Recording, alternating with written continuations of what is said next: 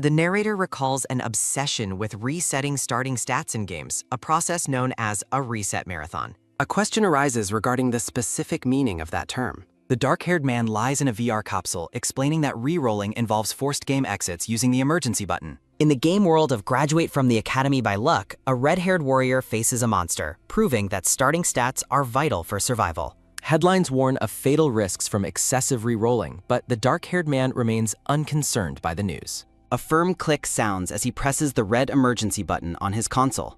Electricity surges through the dark-haired man as he admits he has performed this reset over 10,000 times. A brown-haired woman slams her glass down, shouting a question about his sanity. She warns him that his actions could be lethal, but he dismisses her concerns with a smile. He explains his preference for high-damage muscular male characters, but she remains skeptical of his motives. The woman questions if he truly disregards a character's appearance as long as their combat power is high. Digital energy crackles as an ominous voice tells him that he brought this situation upon himself. The man reacts with intense shock as the digital interface around him begins to malfunction. The voice confirms that he has died despite the previous warnings given to him.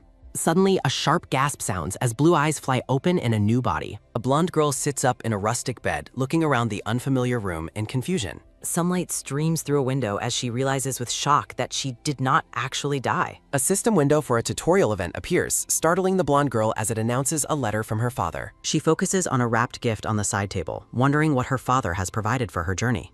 The blonde girl smiles as she realizes she has been transported into the very game she used to play. She looks around the room with a look of stunned disbelief at her new reality. The small blonde girl reaches for the gift labeled from her father with a determined expression. She finds a note addressed to her by the name Okodi. She repeats the strange name with a look of deep skepticism. A sense of familiarity washes over her as she holds the red package in her hands. Realization hits her like a sudden bolt of lightning. She connects her previous boast about not dying to her new name and wonders about her identity. She scratches her head in frustration, lamenting her reincarnation into such a luck-based game after playing it for thousands of hours. Shaking her head, she reconsidered that luck might be better than games requiring brute strength. An infographic details that physical ability, brain power, and luck are all required to succeed in this world. She acknowledges that re-rolling was her only method to influence the outcomes of the game. The blonde girl attempts to summon game menus by shouting commands for saving, quitting, and status windows. She stands awkwardly in the quiet room, realizing there is no game interface in this reality.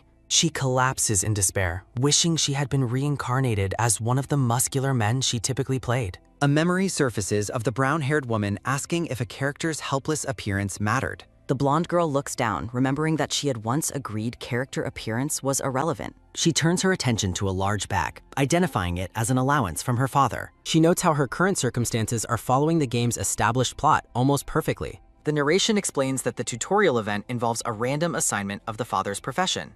Different cards represent possible roles like a farmer or hunter, which dictate the difficulty of the story. She understands that failure in this world results in a permanent death ending. Surviving in this environment requires an immense amount of initial good fortune. Nervous, the blonde girl bites her finger while contemplating the odds of her success. She prays that she has not been made an orphan as she reaches for the heavy bag. Her eyes widen with hope as she feels the unexpected weight of the container. A golden glow fills the room as she opens the bag to reveal a pile of coins. Stars appear in her eyes as she discovers 100 gold coins, confirming her father is a noble.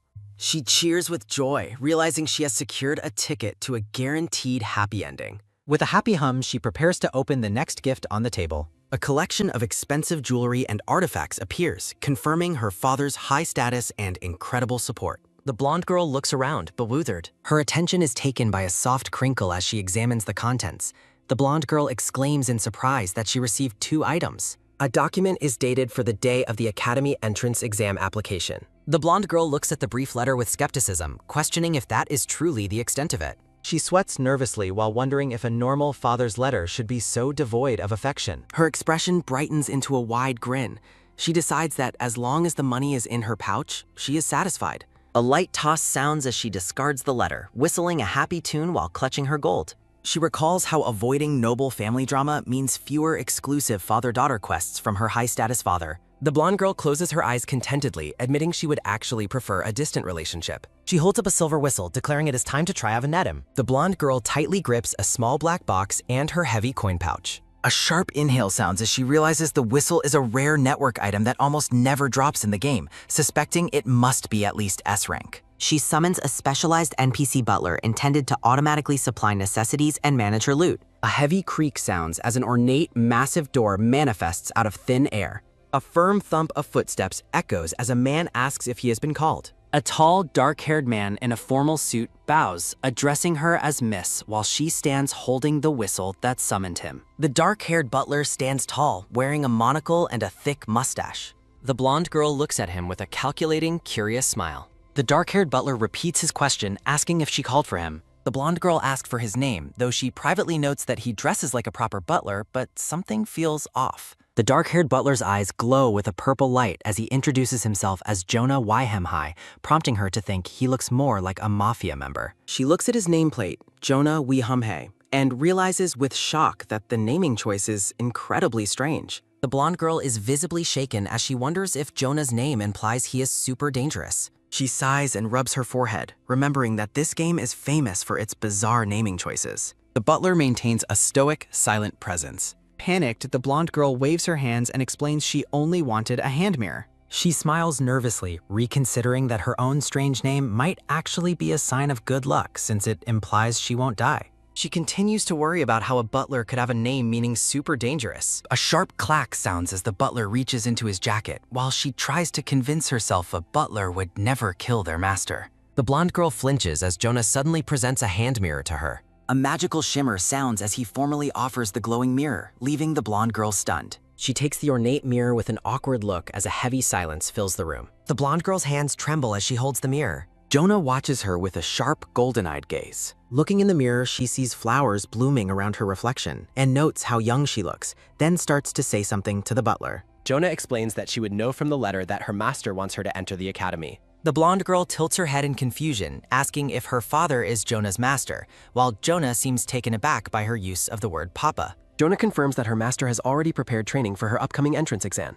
He gestures toward a dusty, cobweb-covered corner, suggesting it is a safer place and mentioning the presence of a full-length mirror. The blonde girl bites her finger while contemplating how run down her room is for a noble's daughter. A quick glance sounds as Jonah looks at her with a glint of pity in his eyes. She frantically shouts for him to stop talking, realizing what he is thinking. Jonah places a hand on his chest and closes his eyes, making the blonde girl realize he actually feels sorry for her. Outside the large wooden mansion, the blonde girl's voice rings out as she insists things aren't what they seem, but Jonah tells her to simply trust him. The training ground stands ready with weapon racks and armor. Now wearing a green hoodie, the blonde girl follows Jonah into the training area. She recalls the brutal difficulty for beginners, noting that over 90% of players fail the first mission of the game if they don't prepare. Images of former party members appear as she reflects on how random chance NPCs can often betray the player. She remembers the crushing despair she felt when an entire party once betrayed her during a miracle chance event. Looking around the hall, she compliments the nice facilities, while Jonah explains that the master has people manage the area every year for the entrance exam. The blonde girl asks if this happens every year, causing the dark-haired butler to stammer in surprise. Jonah rubs his chin thoughtfully while the blonde girl urgently asks where the mirror is located. The butler points toward a nearby wooden door and explains the mirror is in the next room, making the blonde girl feel relieved. Jonah's monocle flashes with an ominous light as a narration compares his gaze to a hitman encountering an unnecessary witness. Standing before her reflection, the blonde girl flexes her small arms with a look of pure confusion. A system caption identifies her as a skinny kid, leaving the blonde girl feeling disappointed by her lack of muscle. She covers her face with her hand, noting that although she is small, her face is quite pretty. The blonde girl looks back at Jonah with a skeptical gaze, thinking that she truly is just a child now. Jonah suggests that she doesn't need to act so tough, noting her strange obsession with mirrors while she continues to examine herself. Frustrated, the blonde girl explains this is her first time as this character, but Jonah interrupts by suggesting they go eat. A happy tune sounds as the blonde girl skips toward the dining hall, while Jonah watches her with a silent, stoic expression. Jonah assumes she has never had a proper meal before, as a system window explains the game's collection feature. An infographic displays various potions and artifacts, explaining that a collection effect increases stats, skill levels, and item drop rates. The blonde girl thinks about how one can never have too many recipes as she happily heads toward the meal. Jonah promises to bring her food shortly as he moves through the quiet, sunlit hallway. Standing alone in the corridor, the blonde girl shouts with excitement. Narration notes that time is as valuable as gold before the entrance exam, while the blonde girl hums a tune and looks around. A sudden realization stops the blonde girl in her tracks as she looks toward the side of the room. She decides that she must level up her skills gradually to avoid bad luck. beginning to crawl across the floor. A system notification announces that she gained stealth experience for hiding under a table for over a minute. Successive pings sound as multiple system windows confirm she gained more stealth experience by hiding in a cabinet, under a chair, and behind a curtain. The blonde girl contemplates the necessity of raising her stealth early to avoid future elite bosses. Jonah peers into a wooden barrel and asks what she's doing, prompting her to awkwardly explain she is scouting hiding spots. A series of arrows point toward the embarrassed blonde girl as Jonah lifts her out of the barrel. She looks at Jonah and insists she isn't weird, but he remains silent before stating that no one said anything. A soft popping sound echoes as the blonde girl reacts with a look of surprise. A lavish spread of steak, bread, and vegetables appears as Jonah invites her to begin the meal. The blonde girl's eyes sparkle as she gleefully prepares the E. A loud munching sound fills the air as she aggressively stuffs a large piece of bread into her mouth. Jonah flinches in shock at her sudden, unrefined eating habits. Narration explains there is no time to savor the taste as her hand reaches for more food. The system details that eating 10 different common grade dishes grants a collection bonus. Rapid chewing sounds as she devours a hot dog, deciding that eating fast is the most efficient way to gain bonuses. A satisfied hum sounds as she thinks about filling her cooking collection quickly, while Jonah stares at her with a bewildered look. Jonah sighs as the blonde girl continues to chew on her meal. Her eyes glow with determination as she announces her intention to begin basic strength training. The blonde girl wipes her mouth with a cloth, acknowledging that this is a growth opportunity reserved for the wealthy. She stands up and demands they go quickly, eager to begin her first training event. Now dressed in a tracksuit, the blonde girl stands on the training grounds with Jonah looming behind her. Jonah instructs her to run as many laps as possible on the track, assuring her that speed doesn't matter yet. The blonde girl assumes a running stance with a confident smirk. A sharp crackle of digital energy sounds as she suddenly clutches her head in pain, wondering what is happening. Jonah rushes to her side to ask if she is okay, and she dismisses it as a simple, quick headache. Jonah looks at her with concern as a system window formally announces the start of her first training event.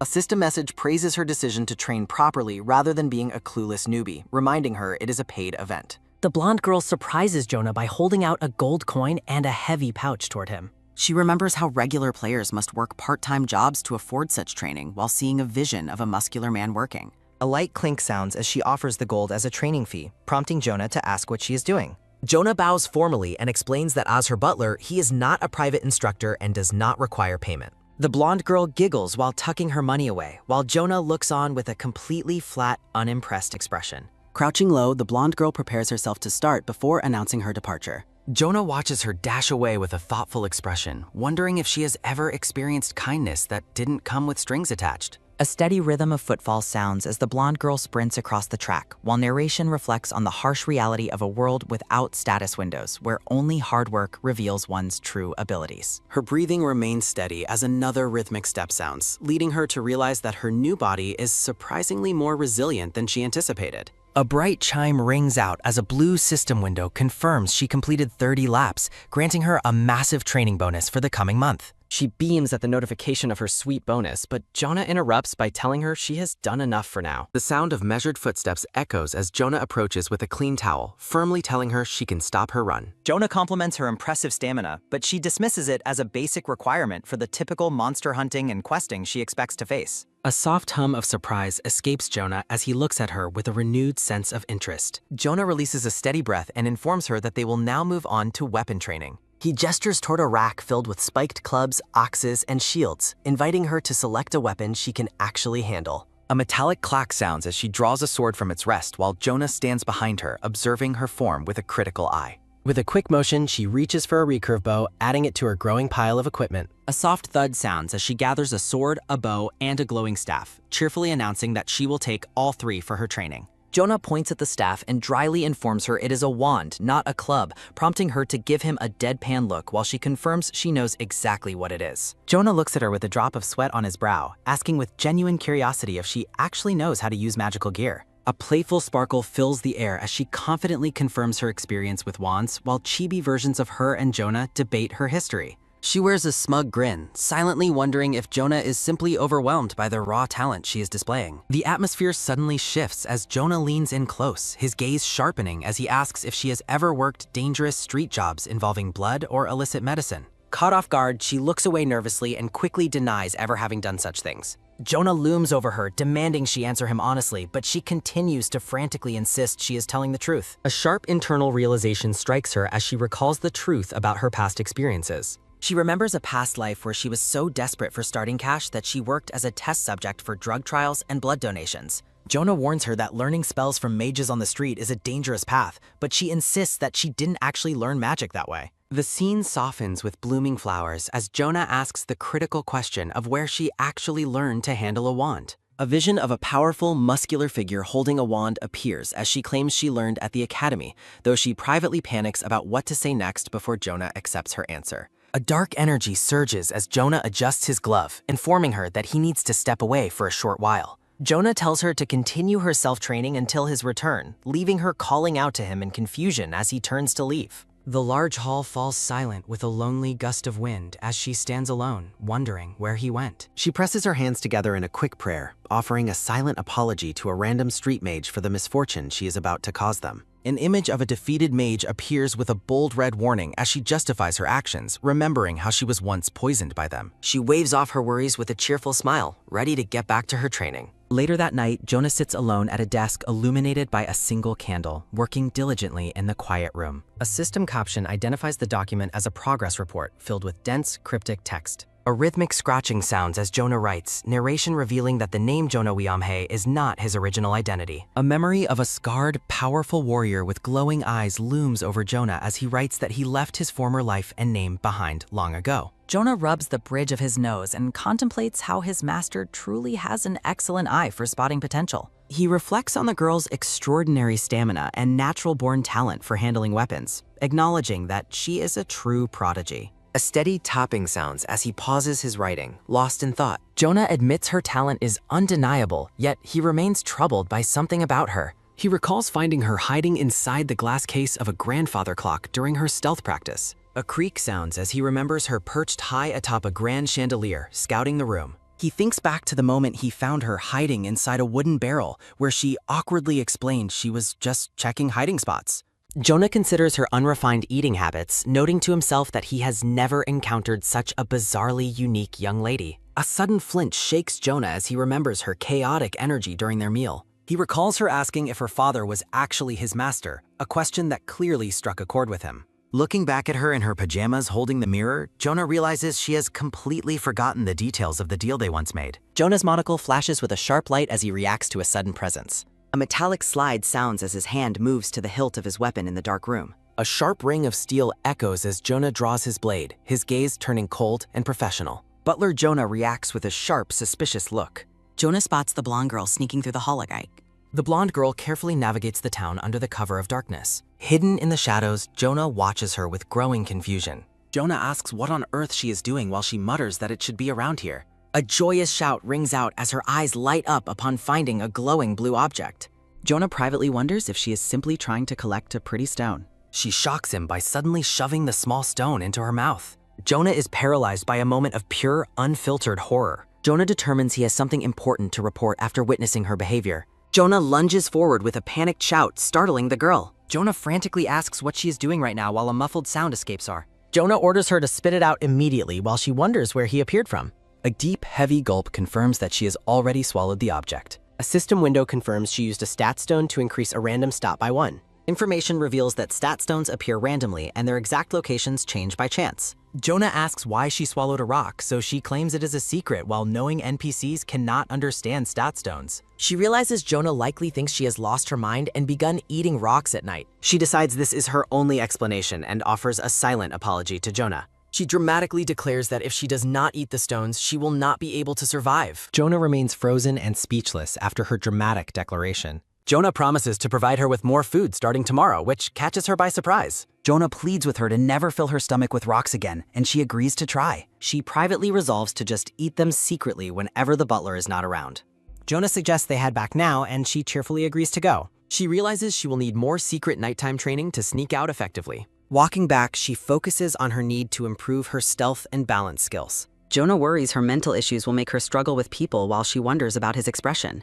Jonah decides he must request an assassin instructor for her sake. The blonde girl sits at the table and wonders what is happening during her meal. She asks why she is so tired lately while Jonah watches her with a sharp glint in his eye. She exerts a great deal of effort just to use her fork. The ceramic plate suddenly shatters under the sheer force of her movements. She stares at the broken dish in a state of absolute disbelief. Jonah clears the table while she confirms she is okay and wonders what is happening to her body. She wonders if she is actually much stronger than she initially thought. Jonah remarks that she is frail, leaving her completely stunned. Jonah explains that she is frail because she cannot control her body, which leaves her confused.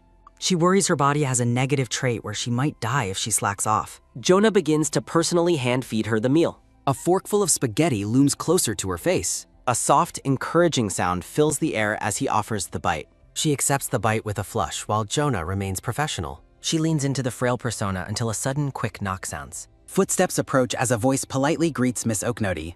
A green-haired maid introduces herself as Leaf Life, the girl's new assigned caretaker. The blonde girl reacts with surprise while Jonah checks on her skate. She feels jealous that the maid has a poetic name like Leaf Life while her own name is so literal. She dismisses her internal complaints as nothing while Jonah continues the feeding session. The new maid watches the interaction with a cold and intense gaze. A powerful gust of air follows as the blonde girl swings a wooden practice sword with intensity. Jonah and the green-haired maid stand in the distance, observing her training session with silent expressions. Jonah asks if she has revealed her true identity, but Leaf Life clarifies she is simply acting as a secret bodyguard. A bead of sweat rolls down the blonde girl's face as she focuses intently on her next move. Leaf Life reflects on the girl's pure intuition, recalling her own past as an assassin known as Reaped Life.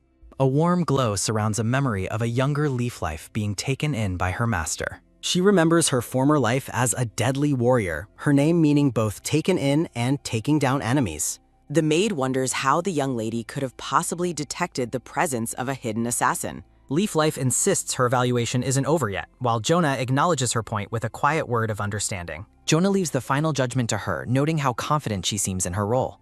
A bright light glints off Jonah's monocle as he cryptically promises that she will soon see the truth. The two servants turn their attention back to the training ground in the bright morning light. Jonah asks why someone with her skills is still doing this work, his gaze fixed on her. Leaf Life questions if his concern stems from the incident involving the previous young lady. A sharp, sudden movement sounds as Jonah cuts her off, silencing her with an authoritative gesture. With a terrifying intensity in his gaze, Jonah commands her to remember her place and focus only on the girl. Leaf Life gasps for air as Jonah steps back, leaving her visibly shaken and clutching her chest. Oblivious to the tension, the blonde girl turns and asks when her official training will begin. Jonah instructs the maid to refrain from interfering with the girl's regular training schedule. Jonah turns and walks away without another word, leaving Leaf Life to bow in silent submission. The maid's eyes glow with a sharp green light as she worries that overprotecting the girl will lead to trouble. Later, wooden practice swords clash as Jonah personally supervises the girl's combat training. Leaf Life stands like a statue in the grand hall, watching the spar with a cold, analytical eye.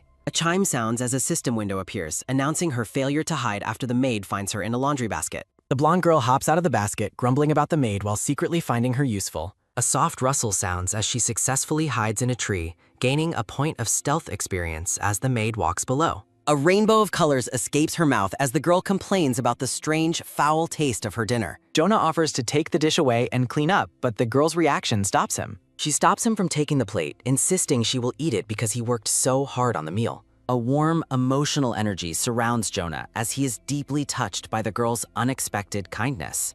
Despite the shivering taste, she continues to eat while Jonah watches her with a strange expression. A chime sounds as she gains poison resistance experience, making her wonder if she was actually being poisoned. Later, Jonah and Leaf Life speak in hushed tones, whispering about the young lady's progress. Leaf Life approaches with a gentle smile, offering a strawberry candy to help cleanse the girl's palate. The girl's eyes sparkle as the maid offers a grape candy as well, creating a cheerful atmosphere. The girl cheers with excitement after the maid promises to bake a batch of special cookies for her later. A dark, smug aura surrounds the girl as she privately gloats about tricking the maid into increasing her food collection rate.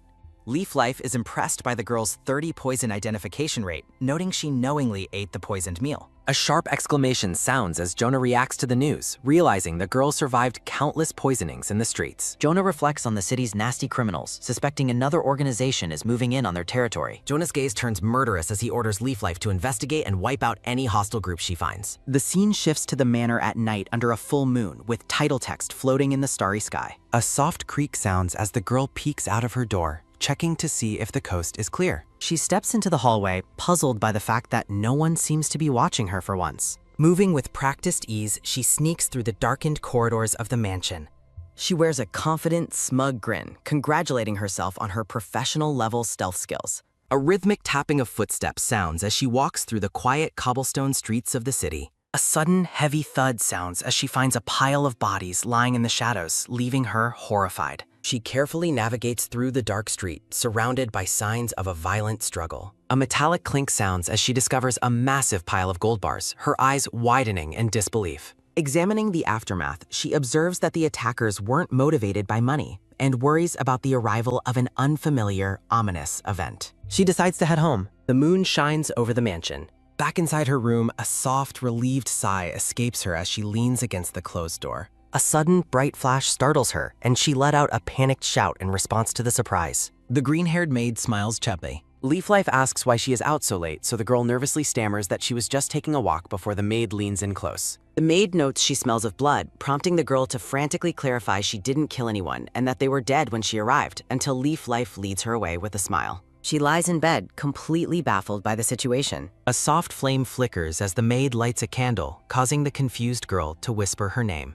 Leaflife claims she merely had a bad dream, which only leaves the young lady feeling more bewildered. As the maid encourages her to sleep easy, the girl feels as though she inhaled sleep gas and wonders if the night's events were truly just a nightmare. Her blue eyes slowly drift shut. Watching her sleep, Leaflife privately admits her frustration at allowing herself to be followed while the young lady rests. She mutters that Jonah was right. Information reveals that Miss Ochnady possesses the perfect qualities to become a lethal assassin. Leaflife giggles softly to herself, deciding that the girl requires a very special type of training. A system window chimes to announce that the official training period has concluded. As she eats her pasta, a narration confirms that a full month of intensive training has finally finished. A chime sounds as her boosted training efficiency returns to normal, making the past month feel incredibly tough. Glowing with a faint blue aura, she wonders if she has actually become quite strong. While she eats, Jonah addresses her as Miss Ochnady as she resolves not to let anyone at the academy look down on her skills. Narrations explain that the academy gathers the world's greatest talents and is open to anyone under 20. Jonah mentions the high volume of applicants requires a difficult qualification test, though she admits she is already aware of that detail. She recalls her difficult past in the back alleys while reflecting on how expensive gathering information, traveling, and training would be without support. A map details 3 reachable examiners. 2 are low-level with few tickets, while 1 is high-level with many. Jonah asks which location she wants to visit while she giggles with excitement. With a determined shout, she declares that she is definitely choosing to face the senior examiner. Jonah reviews a large, ancient scroll. Jonah questions if she will regret choosing such a bold difficulty, but she confidently assures him that she is certain. She dismisses the lower and mid-level options as a waste of time, believing they offer no real challenge for a professional like herself. Focused on securing a top-tier ticket, she asks for the specific location of the senior examiner. Jonah reveals the examiner is at the Garden of the Gods, a mountain at 12,500 meters, leaving her awestruck. She reflects on her progress, crediting Jonah for her combat skills and Leaflife for her improved stealth and infiltration. Jonah reminds her that her wand skills are sealed until she enters the academy, and she cheerfully accepts the restriction. A carriage waits at the gate.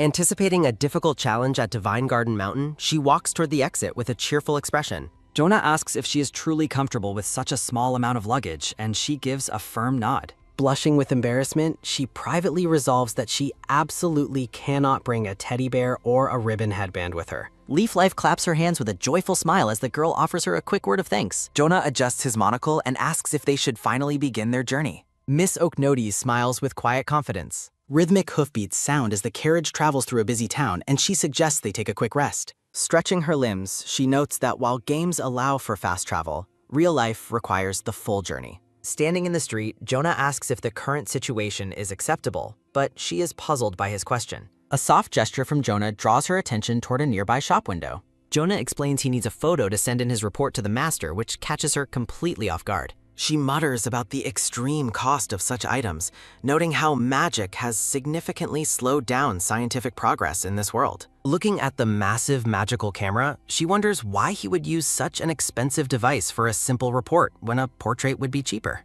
Jonah covers a subtle, polite cough. Close-up of a frilly pink dress being held up. The blonde girl groans after receiving a sharp tap to the head. Jonah and Leaflife persuade the young lady to wear the outfit just once. A soft tap sounds as she steps forward in a small pink shoe. Glowing with embarrassment, Miss Ochnady begrudgingly wears the frilly dress. A bell rings as they enter the shop and receive a warm welcome. Surprised by the visitors, the shopkeeper looks up from his work. The shopkeeper asks if they are visiting for a family photograph. Jonah requests a quick session while the young lady remains visibly flustered. A moment of silence passes as the photo is taken. A chime sounds as she examines the photo, finding the experience quite strange. A wandering minstrel plays a harp, introducing his next song. The musician dedicated his performance to the blonde girl, much to her surprise. With a wink, the minstrel announces his song titled "The Girl with White Skin." Jonah and Leaflife emit a terrifying aura, leaving the girl shivering in fear. The horses stop as they reach their destination. The carriage halts as they finally arrive. Narration describes the age requirements for examiners at the Garden of the Gods. Overwhelmed by the massive crowd, the blonde girl wonders if everyone is testing. The minstrel reappears, noting the popularity of the ticket exams while she groans. She questions why he is present despite his age, and he admits he came to watch. The minstrel kneels, confirming his intentions to the blonde girl. A close-up reveals the musician's greasy and overconfident expression. Jonah and Leaflife loom menacingly as the minstrel offers his support to the girl. Sporting a fresh black eye, the musician decides to head inside first. He skips away while wishing the young lady glory on her path. The blonde girl questions Leaflife's sudden departure as the maid turns away. Leaflife calmly explains she has a task to attend to. Worried about being separated, the girl asks to stick together. She clings to Jonah's sleeve, prompting a jealous mutter from the shadows. Jonah warns her against befriending minstrels while the maid leads her way. Jonah scolds her for being too affectionate, causing her to pout. Offended by his remark, the young lady reacts with sudden anger. Jonah threatens to limit her social life if she continues to act out. A sharp exclamation sounds as she reminds him he won't be around forever. She grumbles about the situation while observing the incredibly long entrance exam line. A wooden sign marks the waiting area for the academy entrance exam. Jonah hands the young lady her official number slip for the test. Jonah offers to wait in line for a week, but she flatly refuses. She finds the idea of waiting a week unacceptable, leaving her guardians puzzled. Determined to find a faster way, the blonde girl refuses to wait. A heavy thud sounds as a man sets a table down, inviting everyone to an arm wrestling contest. The man declares the prize is a waiting slip from anyone ahead her. A loud clamor sounds as the crowd rushes to challenge the small girl. A chime sounds as a system window initiates an arm wrestling event. The system notes that winning this match will be an easy feat. She recognizes the event as a typical player-initiated quest. Smiling smugly, she accepts the challenge as a man slams his hand down.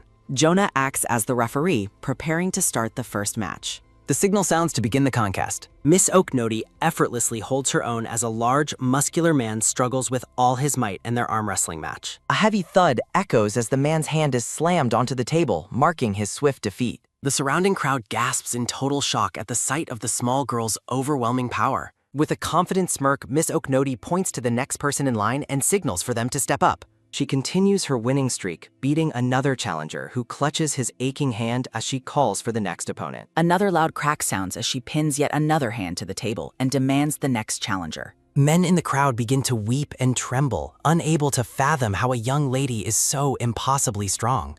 Standing alone at the table, she asks if there are any other challengers while the crowd shivers in fear. Narration notes her completion of various training challenges as Jonah and Leaflife offer her their silent applause. A graph illustrates how her statistics have climbed significantly higher through her dedicated efforts. Over the past 30 days, her grueling sessions in swordsmanship, archery, and martial arts have all contributed to her massive strength gains. She reflects on earning specialized titles for her destruction of training equipment as her determination burns brightly. Shouting with triumphant energy, she celebrates her newly estimated strength level reaching 29. While the crowd whispers about her being a rich young lady, she privately gloats about her optimized combat build. A local man claps his hands together, announcing that only 10 seconds remain for anyone to place their final bets. Gamblers rush forward to place their bets, with some backing the young lady and others betting against her. The sound of coins clinking fills the air as a massive bag of gold is presented to the boss. Looking at his lucky charm, the bookie laughs heartily at the successful betting session. Miss Oaknody approaches the bookie with a bright smile, suggesting they split the profits equally. Her expression turns dark and menacing as she threatens to report him to the local lord for using a young girl for gambling. The terrified bookie collapses in tears while Jonah and Leaflife continue to clap for their young mistress. A mysterious, dark silhouette stands out among the dense crowd of applicants gathered in the valley.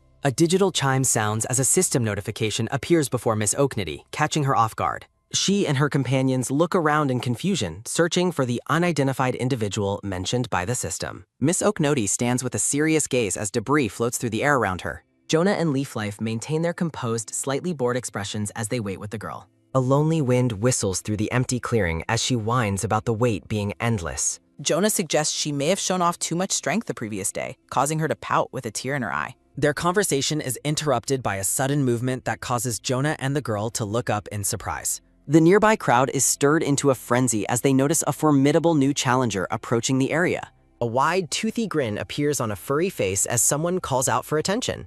A massive, muscular monkey man looms over them, asking if the young lady wants to go around with him. He offers her a gold coin if she can win, but she covers her ears and refuses to acknowledge him while the crowd boos. She flatly refuses to arm wrestle the beast, questioning who would ever be crazy enough to challenge such a monster.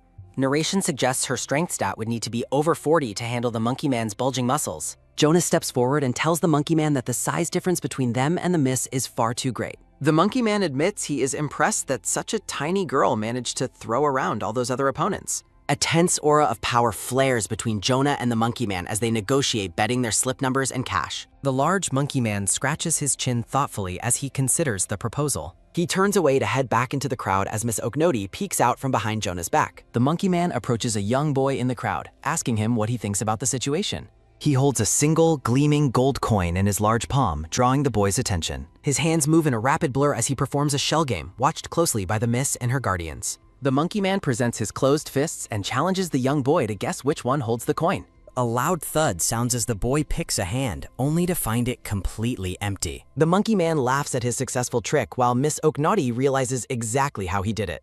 She rushes back to the bookie from earlier, shouting that she has a different kind of bet in mind. With a mischievous grin, Miss Oknoti holds up a gold coin of her own to propose the new game. She successfully tricks a girl in the crowd with the same sleight of hand, leaving the observer shocked and confused. A man watching from the shadows notes to himself that the young blonde girl is truly amazing. Miss Oknoti realizes that the entry barrier for the contest has dropped significantly, allowing anyone to join the gold coin game regardless of their strength. A bystander is amazed by Giselle's calm attitude even after he lost his position in the long queue. A formal title reveals that Giselle is a professional ticket hunter. The monkey man is impressed by the girl's speed and strength, but she dismissively tells him he is even slower than the gray-haired merchant. A loud shout sounds as the innkeeper announces group reservations and invites several applicants to enter the building. Jonah and Leaf Life offer a thumbs up and a silent clap to show their support for their young mistress. The trio celebrates successfully beating the massive waiting line in only 2 days. While Miss Oknoti eats her oatmeal, Jonah asks why she only orders one specific dish, and she explains it is a local specialty.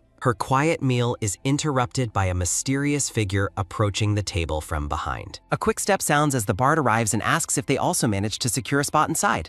The bard laughs while explaining that he managed to gain entry immediately the previous day. With a wink, he clarifies that he entered the establishment as a performer rather than a guest. A melodic chime sounds as he strums a chord, surrounded by glowing musical notes. Jonah quickly tells the girl to keep her thoughts to herself before she can insult the bard's supposedly low-ranking profession. The bard asks if the three of them are visiting specifically for the ticket examination. He leans in to whisper that the examiner comes down to the first floor every hour throughout the day. Miss Oknoti suspects a hidden hint lies within the examiner's routine, wondering how the bard discovered the information so quickly. With a cheerful laugh, the musician says he is heading off and skips away. A series of quick taps sound as the bard runs through the village under the moonlight. Lord Michael, the senior examiner, reveals himself while musing that he has found an interesting gem among the applicants. Michael grumbles that the inn has no real food worth eating as he looks over the menu. The innkeeper informs Michael that they are currently out of honey and ice, asking him to return in a few days. Jonah informs the young lady that the examiner has already set the challenge as a system window appears before them. A blue notification explains that the repetitive dialogue about running out of ingredients is the key hint for the exam. Miss Oknoti studies the information with a serious expression, preparing for the next step of the quest. She tells her companions not to worry because she already has a clever plan in mind. Narration explains the specific altitudes and mountain layers where the required honey and ice must be harvested. A vision of the frozen peaks illustrates the harsh conditions where the ice is located. The blonde girl questions why anyone would choose such a difficult and time-consuming path to pass the exam. The monkey man asks if catching a monster from the 4th layer will count toward his reward. The crowd murmurs as the beast man heads out alone, leaving everyone to wonder if he is crazy for attempting the challenge without a team. A sharp tap sounds as Giselle approaches the girl and asks which ingredient she plans to hunt. She smiles and says she isn't aiming for anything specific while Jonah looms menacingly behind her. With a mischievous look, she asks who said there was only one way to pass the test. Giselle mentions her unconventional attitude as she asks if he is a coward himself. The merchant smiles broadly, stating he has his own unique methods for getting what he wants.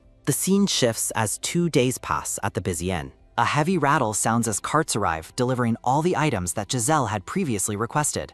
Giselle smiles with satisfaction while checking his detailed inventory list. The surrounding crowd is thrown into an uproar by the massive and sudden delivery of supplies. A sharp snap sounds as an onlooker points out that Giselle is a very famous and trending merchant. He taps his clipboard with a confident and relaxed expression. Giselle trades his goods for a large stack of tickets while the examiner watches the transaction from the counter. A heavy step sounds as the examiner approaches to inspect the successful trade. Michael notes the merchant's high level of experience while checking the records. A series of rustles sound as the examiner notes that Giselle is the first to score 32 tickets in one go. The crowd gasps in amazement as the stack of valuable tickets is handed over to the merchant. Peeking through the doorway, Miss Oknati is genuinely impressed by the merchant's clever and efficient strategy. Giselle asks the little lady if she wants to buy a ticket, listing the high prices for bronze and silver options. A silhouette reveals the cloaked figure's true identity, which she previously failed to recognize without his specific in-game appearance. The merchant is stunned as Miss Oknati offers a bag of 10 gold coins for a simple bronze ticket.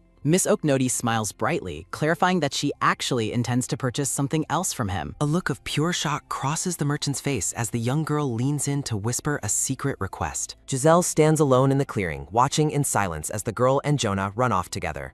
5 days pass at the busy inn while the merchant wonders how the young mistress plans to secure her ticket. Jonah runs alongside Miss Oknoti, explaining that her high stats mean simple cardio is no longer effective training. A sharp snap sounds as Jonah produces 2 training daggers, proposing dodging drills to improve her evasion. Jonah warns her that he will announce his strikes beforehand, but she must remain sharp to avoid getting hurt. The butler's eye gleams with intensity as he prepares to launch his first calculated attack. Miss Oknoti leaps through the air, successfully dodging as Jonah calls out targets like her right ear and left leg. Giselle looks on in distress, his mouth agape as he watches the girl's grueling training routine. Back at the inn, Giselle finds it highly unusual that the girl wants to buy his meal voucher. Miss Oknoti confidently confirms her plan to pay for the special dishes he will earn upon passing the challenge. She gleefully explains those rare quest rewards are unique, causing Giselle to worry about her own examination status. With a determined smile, she admits she would rather prioritize a good meal and worry about the ticket later. A soft hum sounds as Giselle's eyes glow with a mysterious energy, deep in thought about her proposal. Crossing her arms, Miss Oknoti challenges the merchant to settle the matter with a bet instead. Giselle offers a deal where her loss results in a high-priced silver ticket purchase, leaving her drooling at the thought of winning. A quick swipe sounds as Jonah uses a cloth to clean her face, scolding her to maintain proper manners. Giselle is left speechless by her overwhelming confidence, looking on with a mixture of awe and disbelief. From the shadows, the merchant observes the trio as they enjoy their meal together in the crowded inn.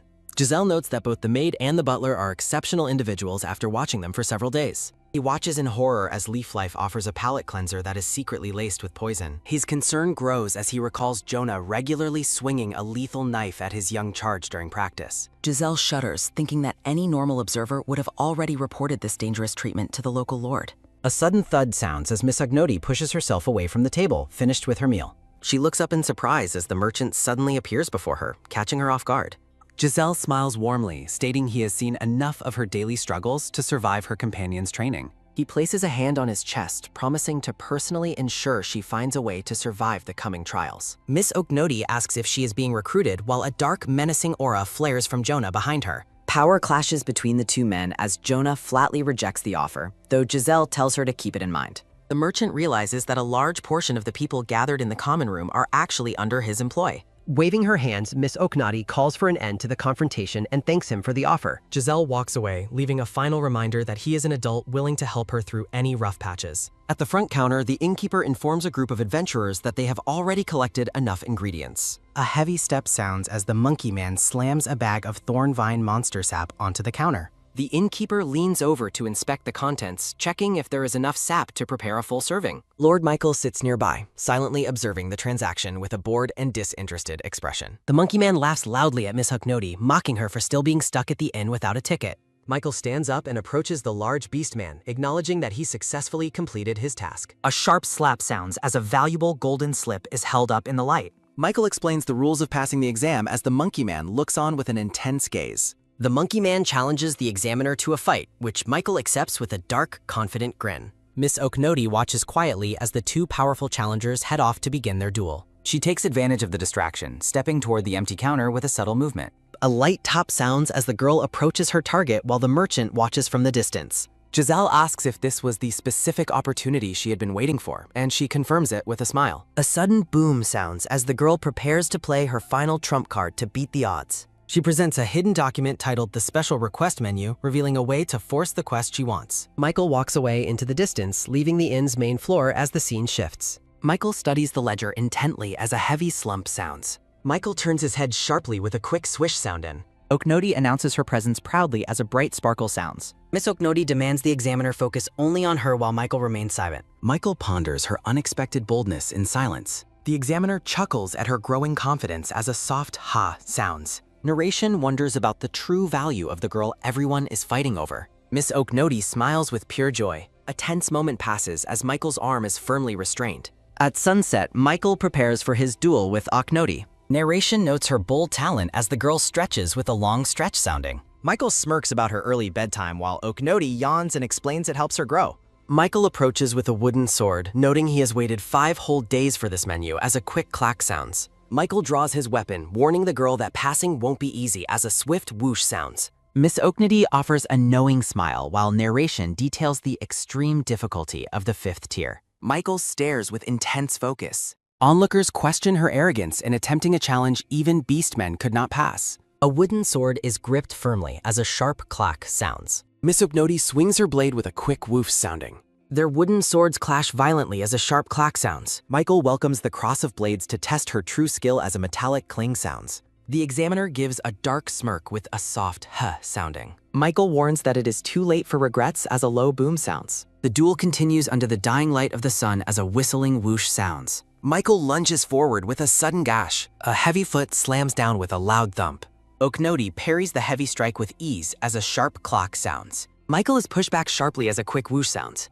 A massive swing creates a shockwave with a loud whoosh sounding. She counterattacks with surprising speed as a quick swish sounds. Michael is knocked backward by the force as a heavy thud sounds. Michael smirks and admires her controlled talent, wondering if she belongs to an elite assassination clan. The examiner analyzes her multifaceted skills, noting she could easily handle the 4th tier. Michael declares she has passed, leaving the girl shocked by the sudden conclusion. Miss Oknoti pouts about holding back her wand magic and tier 5 skills. Michael presents a glowing platinum ticket as a soft rustle sounds and Oknoti gasps. Michael praises her success in all areas, especially her impressive strategy with the special menu. She laughs awkwardly and thanks him for the recognition. Michael offers a sudden choice that catches her off guard with a quick whoosh sounding. He giggles while proposing a ticket trade as narration notes the rarity of iron and bronze tickets. Michael lists the market prices while Oknoti recalls his earlier price gouging. Oknoti firmly chooses the platinum ticket, causing Michael to react with amusement. Miss Oknoti huffs, realizing he is testing her resolve and noting her own financial independence. Michael searches his pockets one last time as a soft rustle sounds. Michael hands over ticket number 15, explaining that lower numbers represent significantly higher value. Oknoti admires the high-value ticket in her hand. Michael explains the ticket details as the girl offers a loud cheer. She suddenly stops as a quick jerk sounds. Michael turns back and asks for her name. Miss Oknoti smiles with a warm beam. Michael looks back at the fading sunset, muttering Oknoti's name and hoping she grows into a talent worth crossing swords with in 10 years. A wooden sword hits the ground as a sharp clatter sounds. Michael reflects on returning to another dull day. Leaf Life prepares the luggage while Oknoti waves goodbye to the staff. Oknoti stands alone in the room. Giselle approaches the girl, praising her impressive performance. The merchant greets her with a friendly smile. Giselle admits she won the bet as she holds her prize high.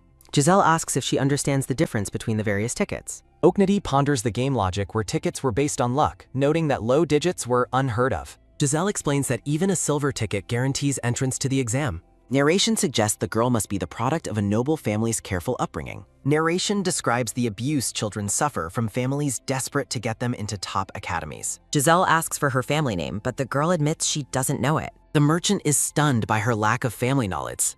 Giselle questions her about social debuts and tea parties, though she only cares about the food served there. The merchant realizes this is not a normal noble family as a cold sweat sounds. Giselle worries she was sacrificed for family glory while the girl looks on with curiosity. Giselle announces he has made up his mind. The merchant dramatically declares he is taking the exam too.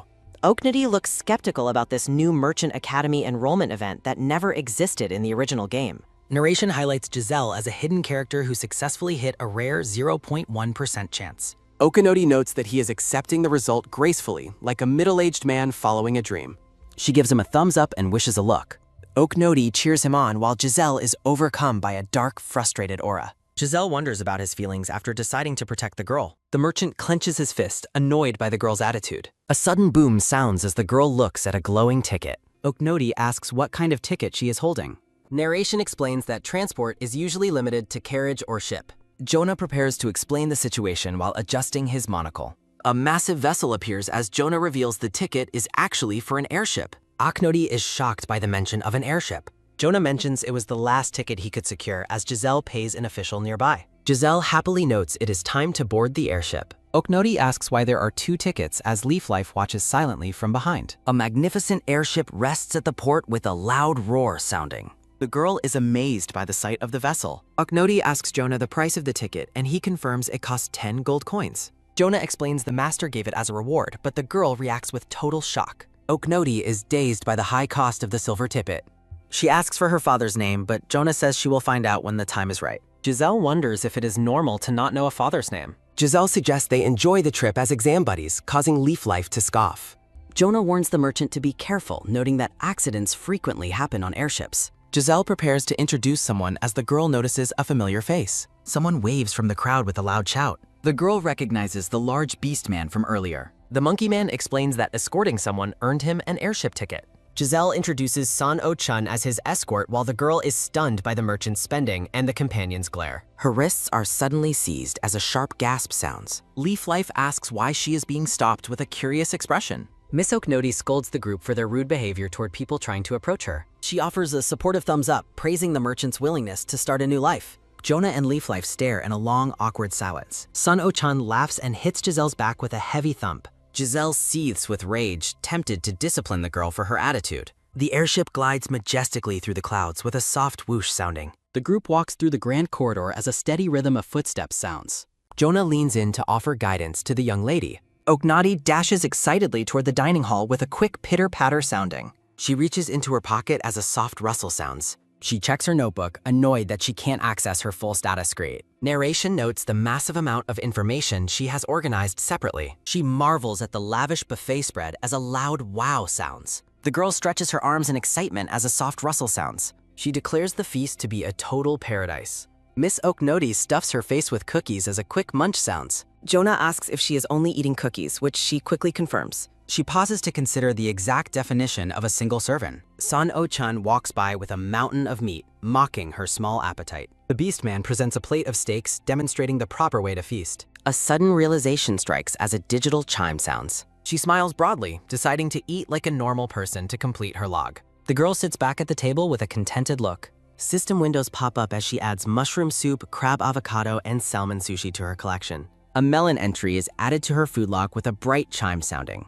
San O-chun praises her growing appetite as she works through the fruit. Okanori laughs happily, proud that she didn't break any of the fine china. Jonah considers introducing heavy training plates as his eye glows with a menacing red light. Jonah serves a beautifully plated dish as a soft clock sounds. The girl is startled by the sudden service. Jonah expresses deep admiration for her diligence and lack of complaints compared to other children. Giselle observes the beast man eating while declaring his faith in the girl's potential. Jonah vows that the master will acknowledge her one day, while she privately hopes to be ignored. A glowing purple jewel is presented in his open palm. Jonah challenges her to eventually unlock the mystery of the gem. The girl and Jonah head off to begin their training session with a loud cheer. San O-chun speaks up with a low mutter sounding. Giselle notes that things on the airship are not as they appear, as a low hum sounds. A terrifying scream echoes from the airship during the night as a loud eek sounds. Miss Okanori is horrified by a shocking discovery. Time passes into the late evening hours as the ship continues its flight.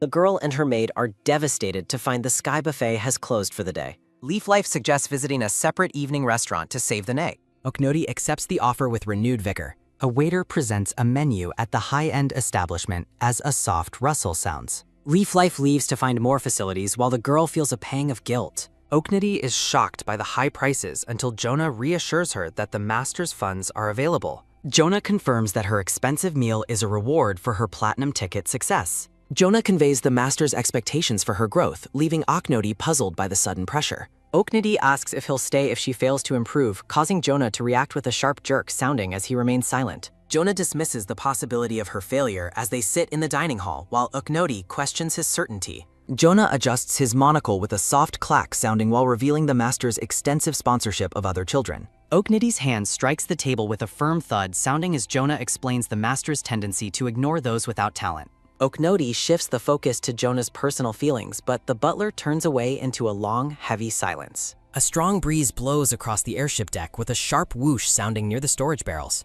Oknodi swings a wooden sword with a quick swish sounding, looking determined despite the physical strain. Leaf Life watches silently from the shadows as the girl continues her rigorous training. The maid calls out to her young lady, causing Oknodi to flinch with a sudden jerk sounding. Leaf Life asks if there was a conflict with the butler, making Oknodi realize her inner frustration is clearly visible. Oknodi reflects on being ignored for days by the butler, noting how easy it is to notice his distance. Oknodi crouches down with a soft rustle sounding while regretting her own childish questions. Oknodi admits she felt hurt, her hand clenching her chest with a tight squeeze sounding as she reveals her true feelings. The girl confesses she wanted a promise of eternal companionship, which leaves Leaf Life stunned. Oknodi assumes Leaf Life is bound only by professional duty, and the maid bows while confirming she follows the master's orders. Oknodi feels isolated, wondering if anyone in the world is truly on her side. Leaf Life speaks of flowers wilting and the inevitability of goodbyes as the scene shifts. The maid kneels before the girl with a soft rustle sounding to get on her level. Leaf Life smiles warmly while expressing her deep hope for Oknodi's ultimate success. Oknodi is overwhelmed with emotion, her eyes shimmering with unshed tears. A jar filled with colorful candies is presented with a soft clink sounding. Leaf Life promises to stay by her side until every single candy in the jar is gone. Oknodi asks about the possibility of being called home, but Leaf Life dismisses the order with a defiant attitude. Oknodi lunges into a tight hug with a sudden rush sounding, finally letting her guard down. Oknodi expresses her gratitude and Leaf Life reciprocates the warm embrace with a soft rustle sounding. Oknodi pulls back while blushing, trying to hide her embarrassment after the emotional outburst. The girl acts tough again, claiming she is feeling generous enough to let the maid's behavior slide. Oknodi stands tall and shouts the maid's name to get her attention. Oknodi suddenly demands to be taken to the casino, leaving Leaf Life looking completely baffled. Oknodi stands ready for her next big venture with a look of intense focus. A sign for a restricted kid zone appears, emphasizing that height is a major factor on the ship.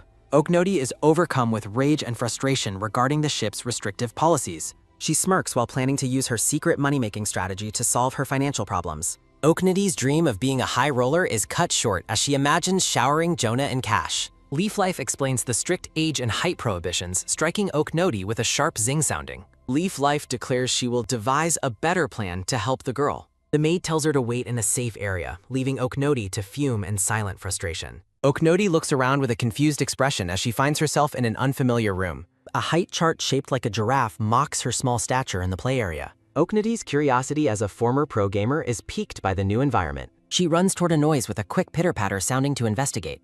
Two small children are crying and making a mess on the floor of the room. Oknodi is bombarded by the sounds of crying children, losing health points in the chaotic atmosphere. She dives headfirst into a ball pit with a loud splash sounding. Oknodi emerges from the sea of colorful balls with a determined look. She grins while feeling proud of her ability to dodge the crying infants. Her ear twitches as she catches a snippet of a nearby conversation. Oknodi peeks over the edge of the ball pit to see who is speaking. She overhears adults nearby discussing the prestigious academy, sparking a new interest. Two children complain about a drooling baby while discussing a brother's potential enrollment at the prestigious academy. The boy notes that entering the academy at 15 would be a mark of a true prodigy. Just wonders if anyone their age can pass, as the boy calls her too gullible. Oknodi makes a sudden dramatic entrance through a mountain of colorful balls with a loud splash sounding. An awkward silence falls over the group as they sit together on a wooden bench while everyone begins to tremble. Jess and Max explain that they are neighbors from barren families rather than close friends. The pair is visibly shaken when Oknodi asks if they are also heading to the academy entrance exam. Oknodi confirms her destination, leaving the other children completely wide-eyed with shock. Oknodi regrets revealing too much as the other two stare at her with sparkling, intense admiration. The baby grabs for Oknodi with a soft rustle sounding as the boy quickly apologizes for the child's behavior. Oknodi offers to help hold the restless baby, much to the boy's relief. Jess marvels at Oknodi's maturity, while the girl privately considers herself to be an adult in a child's body. The baby holds up a bright green ball with a curious gurgle sounding. Oknodi realizes the specific ball the baby is holding is significantly heavier than the others. She examines the glowing sphere, her curiosity fully piqued by its unusual weight. Oknodi observes a muscular attendant in a fairy costume and decides to swallow the mysterious stone to see what happens. A violent aura of flame erupts from Oknodi as she realizes she was right about the stone's power. A frantic shout for Oknodi echoes through the play area as the girl's expression becomes a blank mask. Jess and Max are horrified, demanding to know why she would ever swallow something from a ball pit. Max rushes off to find an adult while Jess firmly seizes Oknodi's hands to drag her to the nurse. Oknodi is caught off guard as she is pulled along by the determined young girl. Oknodi resists the pull, worried that Leaf Life will soon come looking for her as Jess's strength is assessed. Oknodi's strength causes Jess to stumble with a sudden jerk sounding as the girl tries to maintain her lead. The two girls sprint through the corridors with a quick pitter-patter sounding as Jess urges them to hurry. Leaf Life searches the area with a confused expression, wondering where her charge has disappeared to. The maid smiles knowingly, realizing that Oknodi is up to her usual antics again. Leaf Life peeks under a nearby surface with a soft rustle sounding to check for the hiding girl. She remarks on Oknodi's predictable hiding spots while an onlooker watches the maid crawl on the floor. Leaf Life spots a small foot sticking out from a massive pile of ball pit spheres. The maid dives into the sea of colorful balls with a loud splash sounding to retrieve her lady. The grand airship continues its steady journey through the bright, clear sky while a voice shouts in disbelief. Oknodi is deeply troubled by the discovery that she is an undocumented minor in the magical archives. An official suggests a technical glitch might be the cause, while Oknodi sweats over her lack of registration.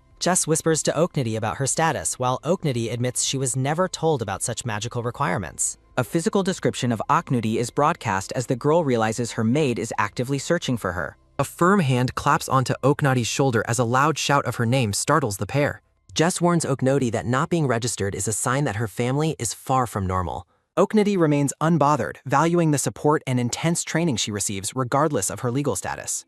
She considers her current benefactor to be the best father figure she has ever encountered. Oknodi describes her brutal training regimen, which prompts a terrified Jess to suggest they run away together immediately. Jess drags Oknodi away from the perceived danger with a sudden rush sounding. The nurses try to calm the children with candy while they wait for a guardian to arrive. Oknodi innocently asks about the candy flavor while Jess prepares a hidden weapon with a soft clack sounding. Jess suddenly brandishes a firearm, leaving Oknodi completely frozen with shock. The nurses are left wailing in confusion as Jess pulls Oknodi toward the exit with a quick pitter-patter sounding. Oknodi cries comically while being dragged along, questioning the legality of their escape. Jess is completely out of breath while Oknodi stands perfectly fine, unaffected by the physical exertion. Jess points out an emergency escape pod as a way to flee the airship once and for all. Oknodi scratches her cheek, admitting she was only playing along with the girl's dramatic rescue attempt.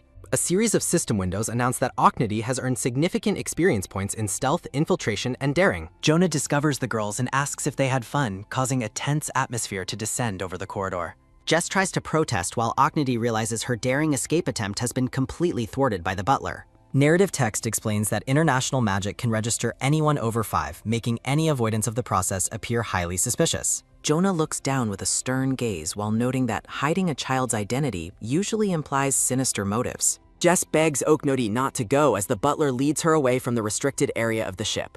Jess tells Oknodi she doesn't have to live for others, causing the girl to flinch with a sudden startle sounding. Oknodi stops to thank Jess, calling the other girl her first true friend with a sincere and warm expression. The girl takes Jess's hands in hers to share a final, honest truth before they are forced to part ways. Oknodi reveals her firm intention to enroll in the prestigious academy despite her current lack of legal registration. A look of unwavering determination settles on the young girl's face as the scene shifts. Jess is moved to tears by the farewell as she gazes sadly at Oknodi. Oknodi bids Jess a final goodbye while gently releasing her hands with a soft rustle sounding. Oknodi turns to follow Jonah, signaling that she is ready to face whatever consequences await her at the end of the hall.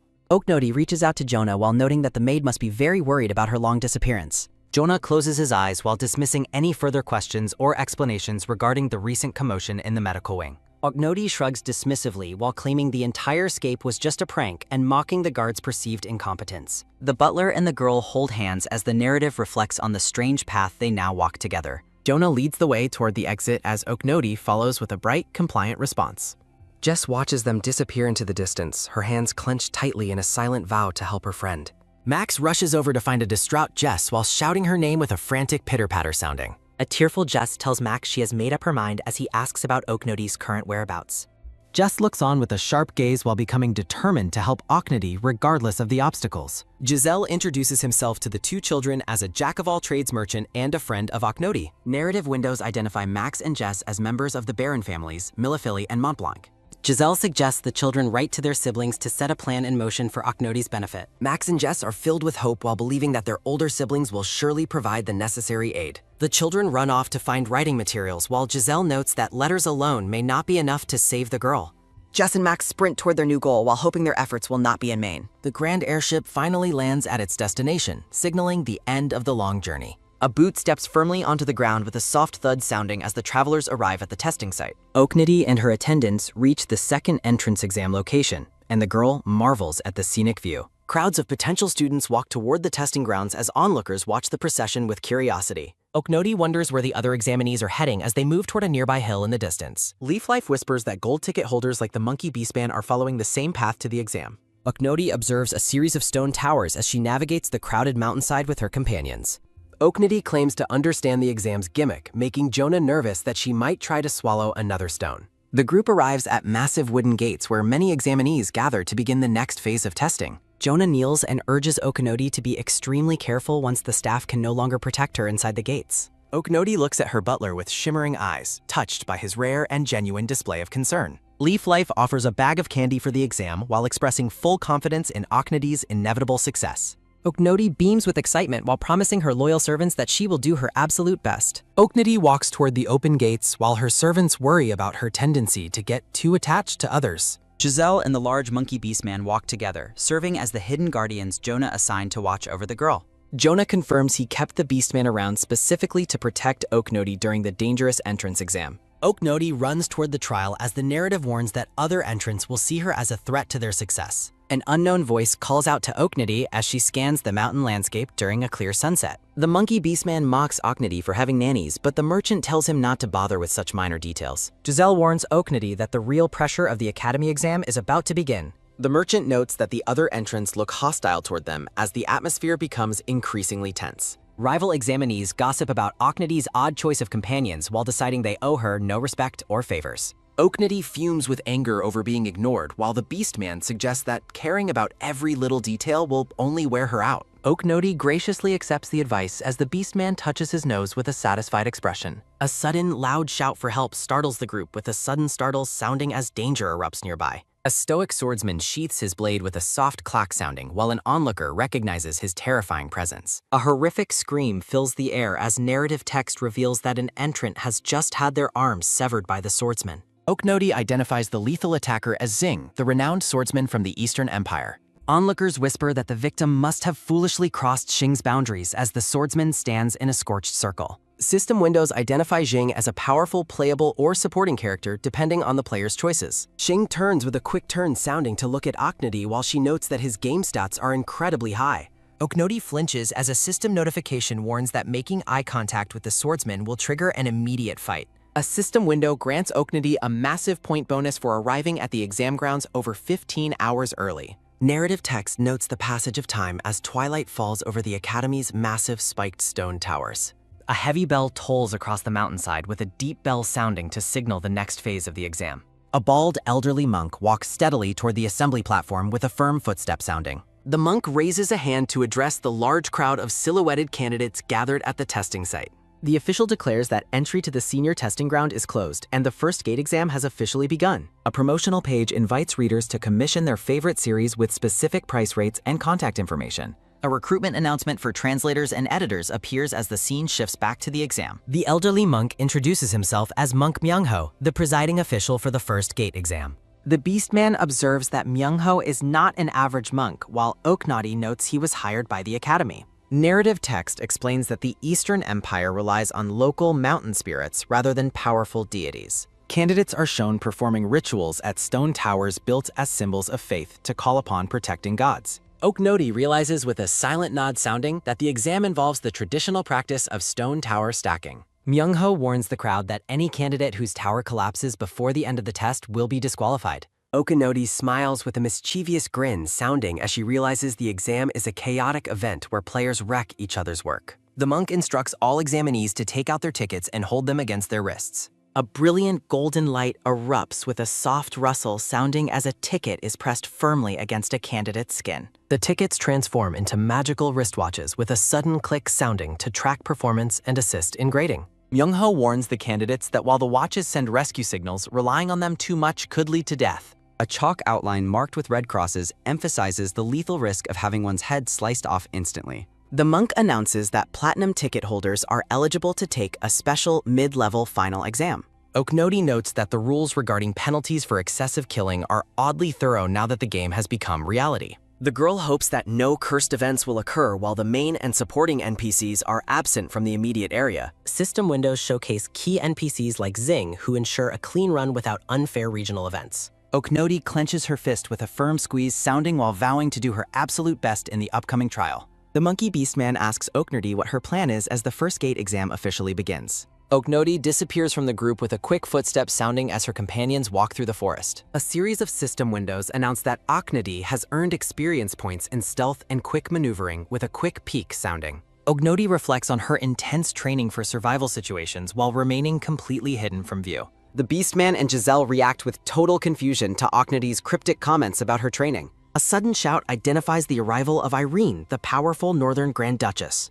Candidates scream in terror with a sudden rush sounding as a magical ice storm sweeps through the area.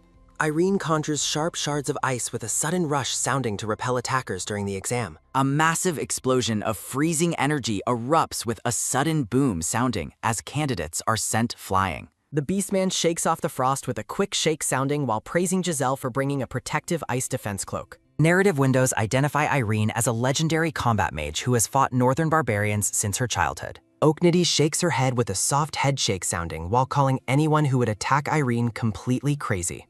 The Beastman and Giselle search the area with a quick glance sounding as they wonder where Oknoti has disappeared to. Oknoti calls out to her companions to let them know she is nearby while they look around in confusion. Oknoti peeks out from a small hole in the ground as she continues to hide during the chaotic opening of the exam. Oknoti explains that her training involved dodging magical attacks and assassins as her companions watch with shocked expressions. Giselle asks if she really practiced such dangerous activities while Oknoti finds her survival skills to be perfectly normal. Sun Oh-chun and Giselle agree they have a lot to say to the girls' attendants with an angry tick-tock sounding. Irene uses freezing magic to repel attackers while Oknoti identifies her as a territorial combatant with a sharp whistle sounding.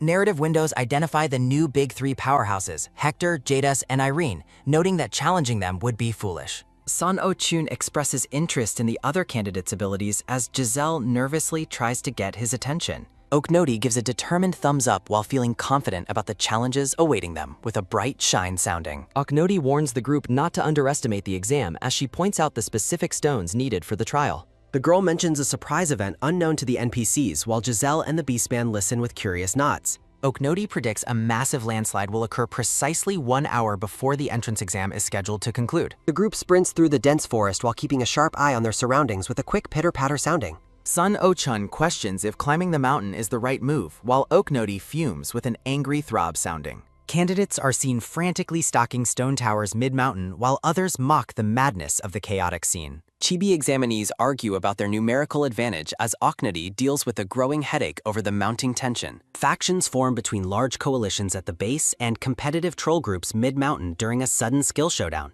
The group runs towards safety as narrative text details the conflict between fugitives hiding and hunters thinning the competition. A system window announces that Oknoti has earned 3 points of mountaineering experience while she moves with a light footstep sounding. Further notifications appear to confirm that Oknoti's stamina and vigilance stats have increased during the intense mountain climb. Giselle offers Oknoti a piece of jerky while they run, and she accepts the snack with a cheerful response. Oknoti bites into the snack and immediately realizes this is far superior to any regular dried meat. A blue system window confirms that honey butter jerky has been officially added to the girls' food collection. Giselle notes the girl's impressive appetite as Oknoti continues chewing while a confused examinee watches from a distance. Oknoti decides she must stay on good terms with the wealthy merchant group with a mischievous grin sounding. A hunter group suddenly appears behind them with a loud shout sounding as they catch up to the trio. Exhausted examinees collapse in a dark aura while one desperately cries out that they are all going to die. Sun Oh-chun readies his weapon with his satisfied smirk sounding while asking the hunters if they want to fight. A woman from the Asonia Adventurer Guild blames the children and beastmen for the deaths of her fellow members. Oknoti deadpans while questioning why the woman is targeting them for revenge instead of the actual culprits. The guild member draws her sword with a sharp glare while vowing to pay the trio back for her losses. The two groups face off in the forest as the guild members prepare to attack the children and Beastman. San O-chan tells the woman to target those at fault, while Oknodi realizes the guild members are just impulsive children. Narrative text notes the group's aimless rage as the order is given to grab the examinees immediately. The guild leader senses a sudden change in the atmosphere as ropes begin to appear with a sudden click sounding. Oknodi and San O-chan grab hold of a thick rope as the girl's companions watch with total confusion. A system window triggers a massive landslide event as the mountain landscape begins to shift violently. Rocks tumble down with a deafening crash sounding as the examinees are told to prioritize survival over their stone towers. Oknodi grips the rope with a determined look while the mountainside crumbles away with a strained tug sounding. Examinees scream for help as they fall into a massive fissure that opens in the ground with a loud roar sounding. The guild woman desperately tries to hold onto the ledge while debris falls around her with a sharp clack sounding. Several people dangle precariously from a single rope as they are pulled to safety with a sudden yank sounding. The guild woman stares in shock while a small cut on her face begins to bleed with a soft drip sounding. Oknodi strains against the rope while holding the group steady as the ground below them continues to break apart. A massive wall of earth and stone slides down the mountainside with a deep rumble sounding during the chaos. The group lands safely on stable ground with a soft thud sounding as they look back at the destruction. Oknodi checks the rope while feeling a strange sensation and wondering about a mysterious term with a soft rustle sounding. The guild woman asks why Oknodi helped them after all the harsh and hostile things she said earlier. Oknodi pauses to reflect on the question while considering her true reasons for saving the guild members. The girl simply states she helped because she could as her companions watch her with wide, stunned eyes. The guild members are visibly moved by her selfless act of kindness as their previous hostility completely vanishes. Narrative text likens her kindness to the way their late guild leader used to act as the group stands in silence. The guild members from Asonia look down in shame as they reflect on their previous hostility toward the children.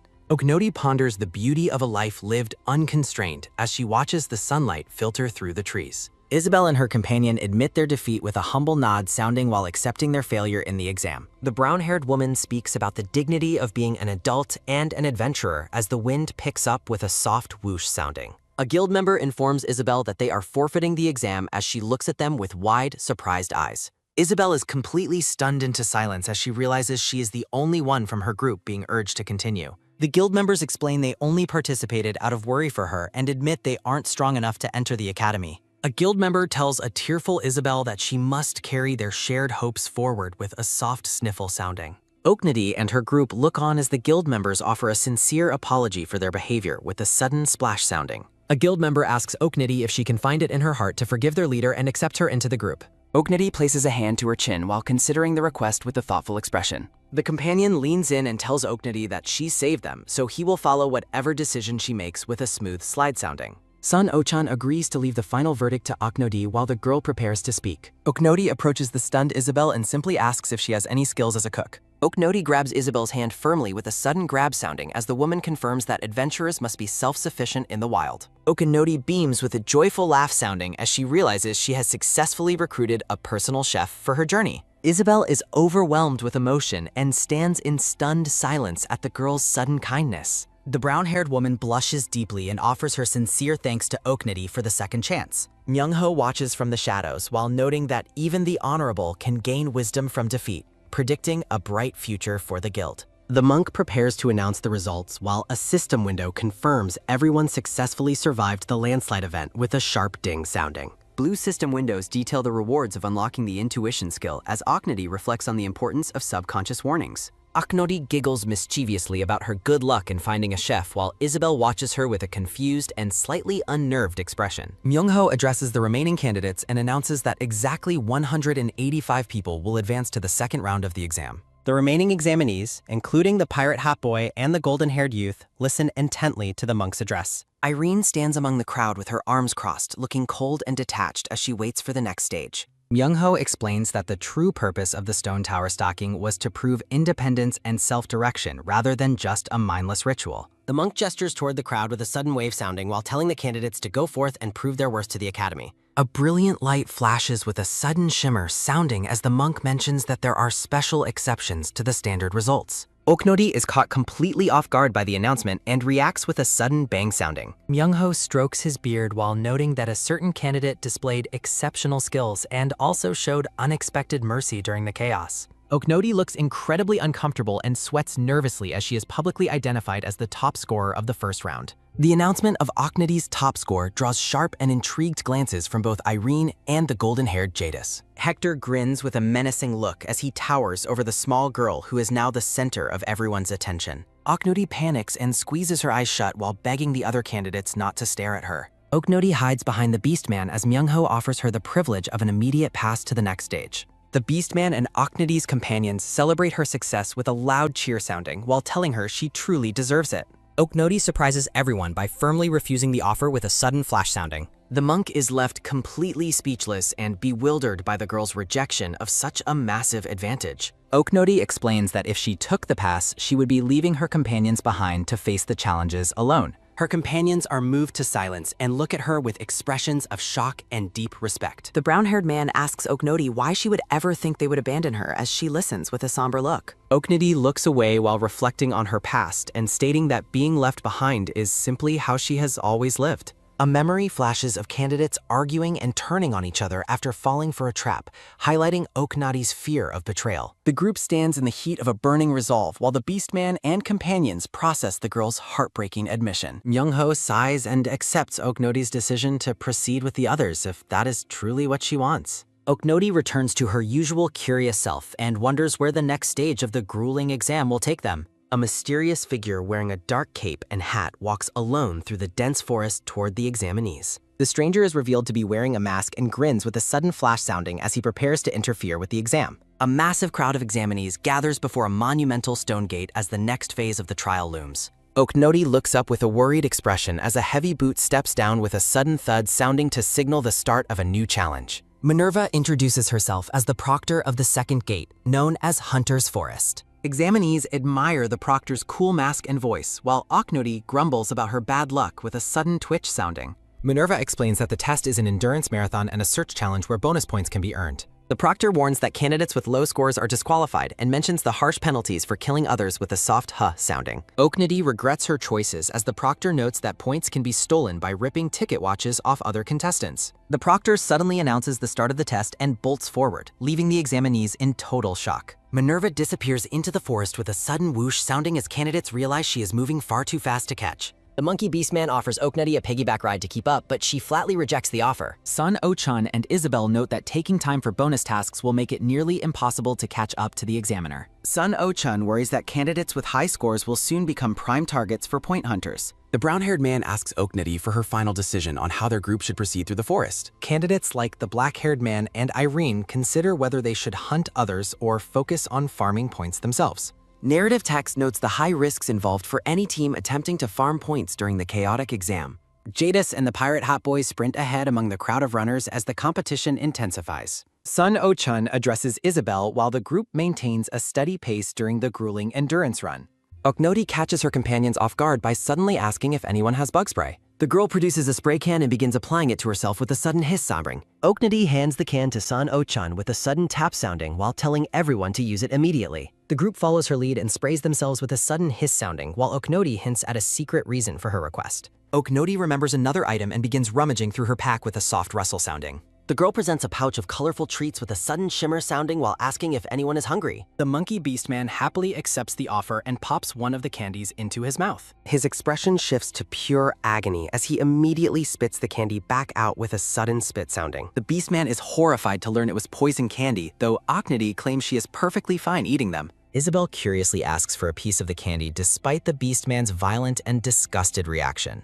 Sun Oh-chun also takes a treat while Isabel prepares to taste the special candy from the girl's pouch. Both Sun Oh-chun and Isabel are overcome with sickness and immediately reject the toxic treats with a sudden retch sounding. Oknoti becomes furious and shouts at her companions for wasting the candy she generously offered them. The girl explains that her maid told her to savor the candies because they were special gifts. Oknoti huffs and runs ahead with a rapid patter sounding while her companions struggle to follow. The Beastman and Sun Oh-chun discuss Oknoti's mysterious background while dismissing her as a simple pawn. Sun Oh-chun's eyes flash with a sinister purple light as he states that her family is the true problem. The Beastman wonders if they should steal the candy pouch, but Isabel rejects the idea as unnecessary. Oknoti continues to lead the way through the forest, clearly possessing a high level of poison resistance. Isabel reflects on how the girl must have been raised with lethal toxins to be this comfortable with them. Oknoti looks back at the group and asks if they are ready to break off from the main path. The monkey beastman is thrilled to realize she wants to prioritize finding side quests for extra points. Sun O-chun asks if she is worried about being hunted, but Oknoti mocks his fear instead. Oknoti mentions specific target points with a sudden gasp sounding as she notices Sun O-chun's startled reaction. A vision of Oknoti's intense childhood training appears as she sprints through the woods with a sudden thud sounding. Sun O-chun offers a friendly smile and claims he was merely worried about the young girl's well-being. Oknoti leads the charge toward their new objective with a rapid patter sounding as the group picks up speed. The group arrives at a wooden signpost with a sudden thud sounding while narrative text notes everyone's unique personalities. Oknoti announces they have found a side quest while the narrator categorizes candidates as either good or nasty. A close-up of the sign details the quest to capture a rare white-tailed mongoose and return it to the base camp. Trainers in camo uniforms stand ready at the camp, promising points for the first 10 candidates to finish. The beastman asks for a description of the creature and questions Isabel's knowledge of local animals. The monkey beastman admits he knows nothing of such creatures while Isabel looks on with visible exasperation. Isabel provides an illustrated lesson explaining that white-tailed mongooses are the rare and elusive leaders of their packs. Oknoti claps excitedly as the brown-haired woman clears her throat with a sudden, sharp ahem sounding. Sun O-chun clenches his fist and confidently states they have everything they need to proceed. A spiky-haired examinee mocks the weakness of a common mongoose while the beastman looks on with confusion. A limp brown mongoose dangles helplessly. The arrogant examinee calls the creature useless and tosses it away with a sudden, sharp wheck sounding. Oknoti catches the falling animal with a sudden rhythmic snap and grab sounding. The man mocks Oknoti for her choice before pausing as if realizing something is amiss. A dark aura surrounds Oknoti as she notices several examinees staring with glowing, predatory eyes. Sun O-chun rests a heavy hand on her head with a sudden, heavy tyuk sounding while noting she fell for a fake creature. The beastman laughs about Oknoti's growth spurt as the brown-haired man wonders if she caught it for food. The brown-haired man asks if she truly intends to eat it, as Oknoti admits it might not be a bad idea. Oknoti suggests catching many more as a creepy, glowing energy fills her wide-eyed expression.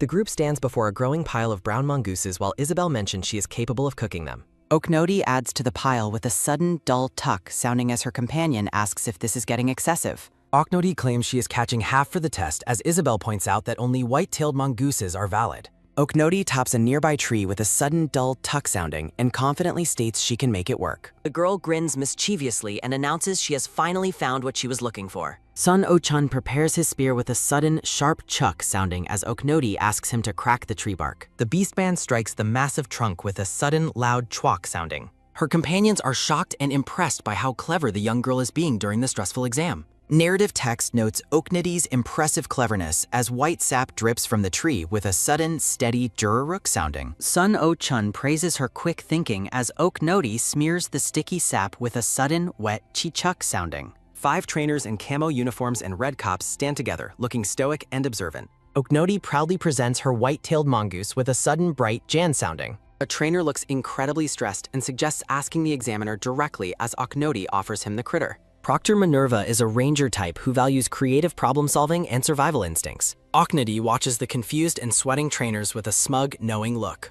A trainer wipes his brow and announces that all 4 of them pass because the examiner enjoyed the clever trick. Oknoti cheers with a ha sounding while Isabel warns her not to relax too soon. A group of menacing examinees with glowing eyes watch them and note that the real challenge is just starting. Sun O-chun slams his spear into the ground with a sudden, heavy kwang sounding to ward off potential attackers. The beastman stares them down with a sudden, crackling jarit and low cuckoo sounding. A black-haired man and his team back away as they realize targeting Oknoti's group would be too difficult. Sun O-chun laughs about being hired while the brown-haired man suggests he buy another round of drinks. The beastman pulls out a flask with a sudden seuk and sloshing chilang sounding while noting that good booze costs extra. Oknoti is shocked to learn the flask contained alcohol and wonders how much she must drink for a food log entry. Oknoti walks alone through the forest with a quiet, thoughtful expression. A table is set with food and bottles during a quiet moment of reflection. A woman splashes her drink with a sudden wet chwok sounding while complaining about her low tolerance. The brown-haired man scolds the beastman for offering alcohol to kids as Oknoti huffs about her lack of food. Oknoti stares intensely at the flask with a sudden quiet ponhi sounding while planning to take it later. The girl becomes obsessed with her food collection as fire burns in her determined eyes. Sun O-chun asks if she is worried about getting lost as she reacts with a sudden breezy hui sounding. The beastman notes the front group is gone, but Oknoti simply suggests tracking them. Oknodi smirks with a sudden quiet pishik sounding while stating she has plenty of leads to follow. The girl points the way forward and announces that it is time for them to move. A system notification appears with a sudden digital deering sounding to confirm she has found the Vanguard's tracks. Sun Oh-chun asks if she actually has hunting experience as Oknudi gives him a tired, obvious look. The Beastman mocks her size, but Oknodi reveals she hunts monsters, and sometimes even people. Oknodi laughs and calls it a bad joke as her companions stare at her in terrified silence. Oknodi is startled as a hand rests on her shoulder, accompanied by a sudden, quick tap sounding. Isabel assures the girl that she won't have to struggle alone anymore, as Oknodi wonders if her companions have misunderstood her intentions regarding the mongooses. The girl excitedly suggests ambushing other examinees to secure their victory, while Isabel promises that the older members of the group will handle the heavy lifting. Oknodi looks up with genuine concern and asks what will happen if one of her new friends gets hurt during the combat. Isabel is visibly taken aback by the young girl's unexpected display of empathy. The short-haired woman reflects on how incredibly naive the young candidate appears to be despite her skills. Isabel is moved to tears by the girl's kindness, with a sudden, sharp sniff sounding as Oknodi secretly hopes her tough act will get her out of cooking duties. The armored woman invites Oknodi to call her sis while the girl remains confused by the sudden emotional shift. Oknodi asks if her companion is crying as Isabel turns away to hide her face, touched by the girl's purity. Isabel stares into the distance as she begins to piece together the likely nature of Oknodi's brutal upbringing. A dark vision of a younger Oknodi standing over defeated foes appears as the narrative confirms she underwent intense assassin training. The narrative text emphasizes the tragedy of a child being forced to hunt other humans at such a tender age. Isabel breaks down into dramatic sobs for the poor thing, while a deadpan Oknodi watches with total confusion. The woman is convinced that Oknodi is helping her now because of a kind heart that managed to survive a dark and rough past. The group continues their trek through the mountains as the sun begins to set, and Sun Oh-chun suggests taking a well-deserved break. The monkey beastman and Oknodi are thrilled by the prospect of finally cooking and eating the mongoose meat they collected. Isabel takes charge of the campsite and orders the two energetic companions to go gather firewood for the meal. Sun Oh-chun pulls Isabel aside for a private conversation as the others run off into the woods. The man asks if Isabel is truly committed to helping the young girl, and she wonders if her protectiveness is that obvious. Sun Oh-chun surprises his companion by stating that he also intends to look out for Oknodi. Isabel explains that she owes Oknodi her life and will help her even if the girl's powerful backers are intimidating, causing Sun Oh-chun to realize how serious she is. The woman notes that she couldn't stop the determined man even if she tried, while Oknodi and the Beastman return with a massive pile of wood. Sun Oh-chun sighs and wonders where he should even begin with his own explanation. The scene shifts as an unknown narrator prepares to reveal the secrets of the group traveling with Oknodi. A menacing silhouette of a tall man with a monocle and a stern-looking green-haired maid appears amidst a swirling dark mist. Someone expertly prepares ingredients with a sudden sharp slice sounding, while noting that Oknodi was skilled enough to easily evade guards on an airship. Isabel remarks that Oknodi is an amazing child in both impressive and heartbreaking ways, while Sun Oh-chun listens intently. While cooking, Isabel mentions she just turned 18 and only learned survival skills to be useful to others, then asks if he is missing any items from his pack. Sun Oh-chun reveals his checkered past as a ticket scalper and admits that while he made good money, it wasn't a life to be proud of. Isabel notes that she seems to have gotten herself involved with a very remarkable group of people as Sun Oh-chun smirks. The scene pulls back to show the quiet campfire burning in the middle of the dark forest. Oknodi and the Beastman eavesdrop from the bushes as the girl wonders if their companions are actually dating. Isabel catches the duo spying and tells them to stop talking nonsense and bring the firewood over immediately. A system notification appears to confirm that a new sap-pickled mongoose recipe has been added to the girl's collection as the fire crackles with a sudden quick top sounding. Oknodi happily devours the roasted meat as sparkles of joy surround her. Isabel smiles warmly as she watches her friends enjoy the meal she prepared under the starry night sky. The Beastman suddenly tenses up and warns that a group is approaching, likely lured by the scent of their cooking fire. A shadow looms over the camp as a stranger approaches with a sudden heavy thud sounding. A man in green finery arrives and asks if they were the ones who cooked the delicious-smelling meat. Sun Oh-chun demands to know why the Western Noble Alliance is bothering them as the Beastman growls a warning. A man in a blue coat raises his hands and insists that his group has not come to start a fight. The monkey beastman bares his fangs and asks what they want if they aren't looking for a confrontation. The lead noble, Anthony, sheepishly asks to be taught how to make a campfire because his group is hungry and wants to eat meat too. Oknoti and Isabel stare at the entitled noble with expressions of pure, deadpan judgment.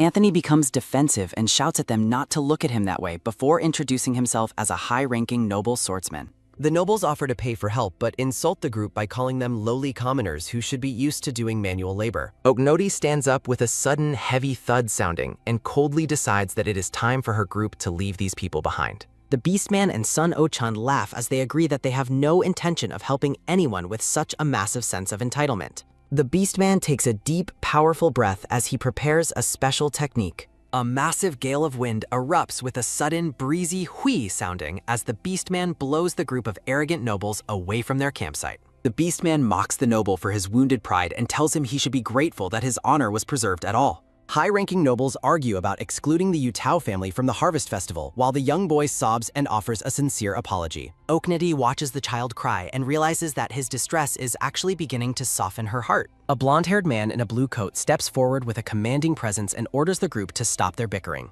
The blonde man is revealed as Anderson Pressel, the leader of the Western Noble Alliance, catching Oknoti's attention. Anderson lectures the Yutao boy on the burden of noble responsibility before granting him a final chance to redeem himself. The boy tearfully apologizes to Oknoti for his earlier rudeness while she watches him with a skeptical, deadpan expression. Oknoti points a finger and reminds the boy that everyone is equal at the academy and that he must be more careful with his words. The girl offers to forgive him in exchange for any snacks he might have saved, causing the boy to brighten up with a hopeful look.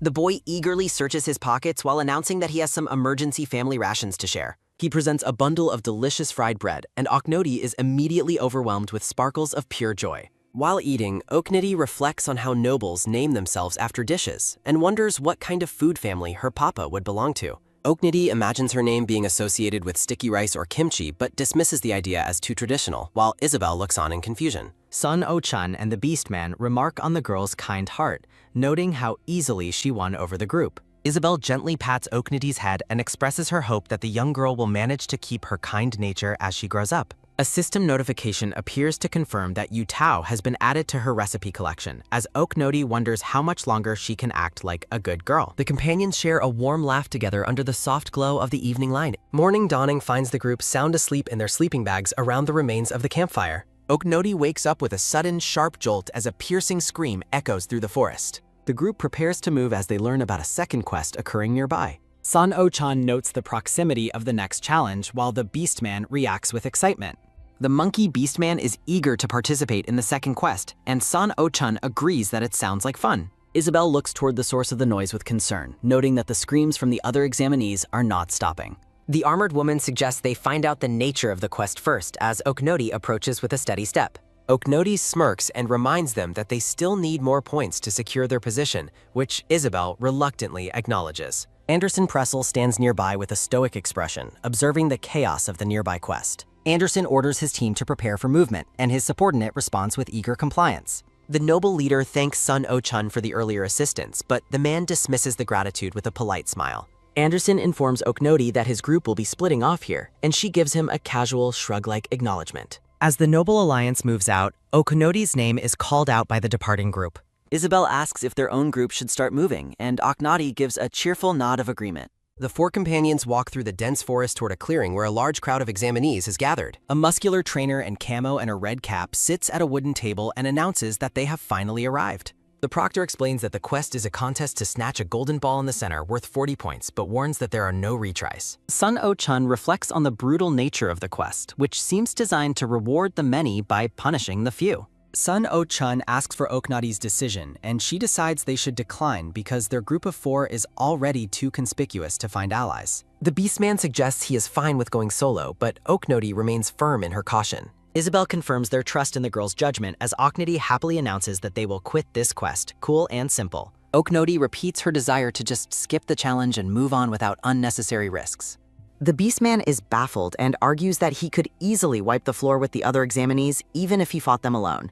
The monkey warrior looks back at a group of trembling and nervous examinees to prove his point. Oknoti uses her cute charms to ask the Beastman to trust her just this once, leaving him speechless. The Beastman grinds his teeth and looks away, clearly frustrated by her request. The warrior eventually sighs and admits that based on the first exam, Oknodi's instincts are far superior to his own gut feelings. The beastman laughs and decides to let it slide, while Oknodi huffs about having to practically beg for his cooperation. Oknodi reveals the real reason she stopped them was the small chance of a trap as the scene shifts to a menacing figure in a cat mask. The girl notes that getting greedy for points is a stupid way to lose everything while the masked person watches from the shadows. A group of examinees is caught in a web of thorny vines, screaming in pain and begging to be released. The girl in the cat mask giggles and asks how they could have possibly known that her group had teamed up to set an ambush. The masked girl reveals that she was planning to mousetrap any group that arrived regardless of their numbers as the captives watch in horror. A victim screams in pain as the masked girl takes their points with a sudden, firm grip. The masked girl mocks her defeated opponent by telling them to take the re-exam while she laughs at their misfortune.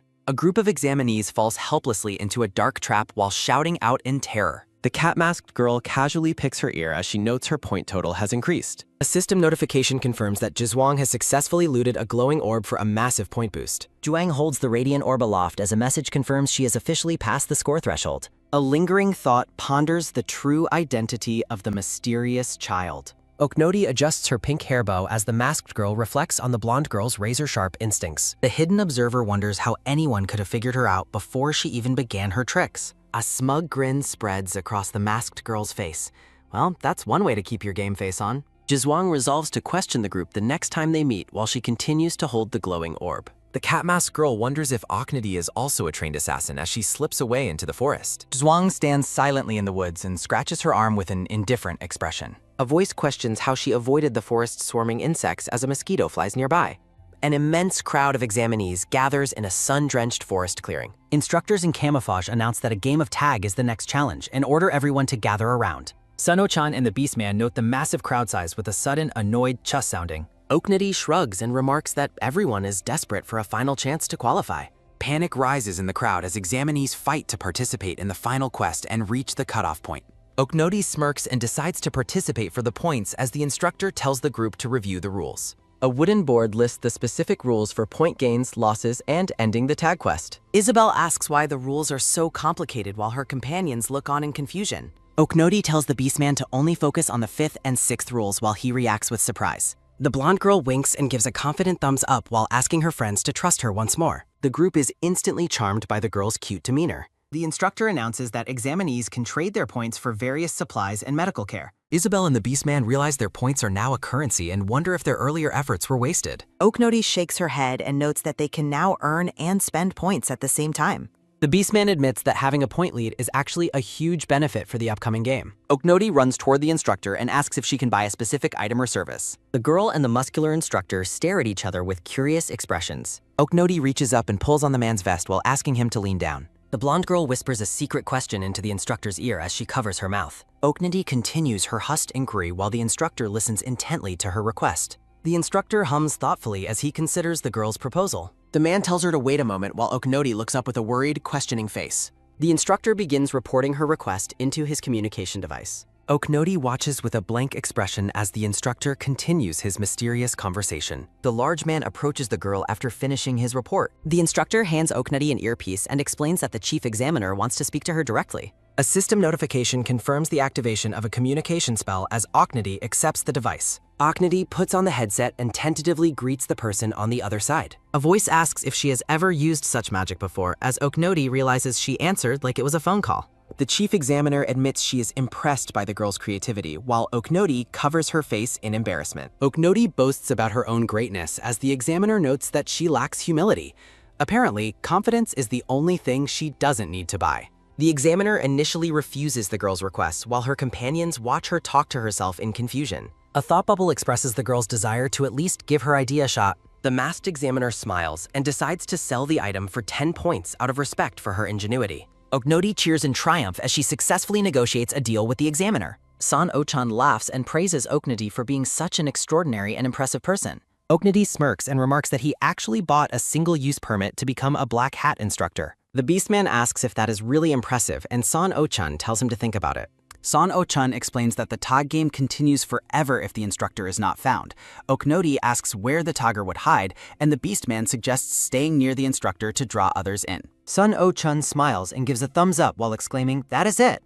Sun Oh-chun explains that the game is not about running from the tagger, but about breaking past the taggers lurking around the instructor. The Beastman notes she set it up to bail herself out anytime she likes, and Okonoti asks if they finally see how great she is. Isabel smiles and calls Okonoti a genius while patting her head, which makes the blonde girl giggle happily. Okonoti laughs and notes that if one of them is picked as a tagger, they will still have to catch the other runners. A group of 4 examinees, led by a man in a blue coat, approaches the companions. The man asks if she is the kid named Okonoti, and the girl tilts her head while asking who he is. The man in the blue coat gestures to a red, swollen spot on his hand while looking at the group.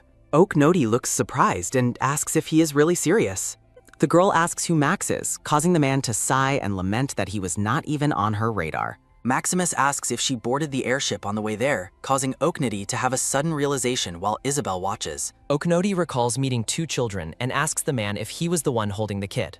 Maximus smiles and explains that the kid asked him to look after her. Maximus scratches his wrist and explains that there is a nasty trap in this task. Okonoti asks if he means mosquitoes, and the man explains that they are a trap, but not the specific one he means. The dark-haired man tells her to think hard because the challenge is just an illusion. The man asks her how she even knows the Black Hat instructor is nearby. Maximus asks how she knows where the instructor is, while her 3 companions react with shock. The man reflects on the rule, stating they can only leave through the exit after ending the tag game. Maximus points an accusing finger and tells the group that they are all basically trapped in the forest. Okonoti notes that the man is pretty sharp as she reflects on the real trick of the bonus tag game. A muscular instructor with a glowing red eye looks over his shoulder with a menacing expression. Okonoti stands among a group of examinees as glowing embers float through the air. Okonoti reflects on the standard strategy of scouting for the instructor in the center of the forest to charge through. A thought bubble suggests ticking off Minerva to force her to provide a hint as a man watches people miss their attacks.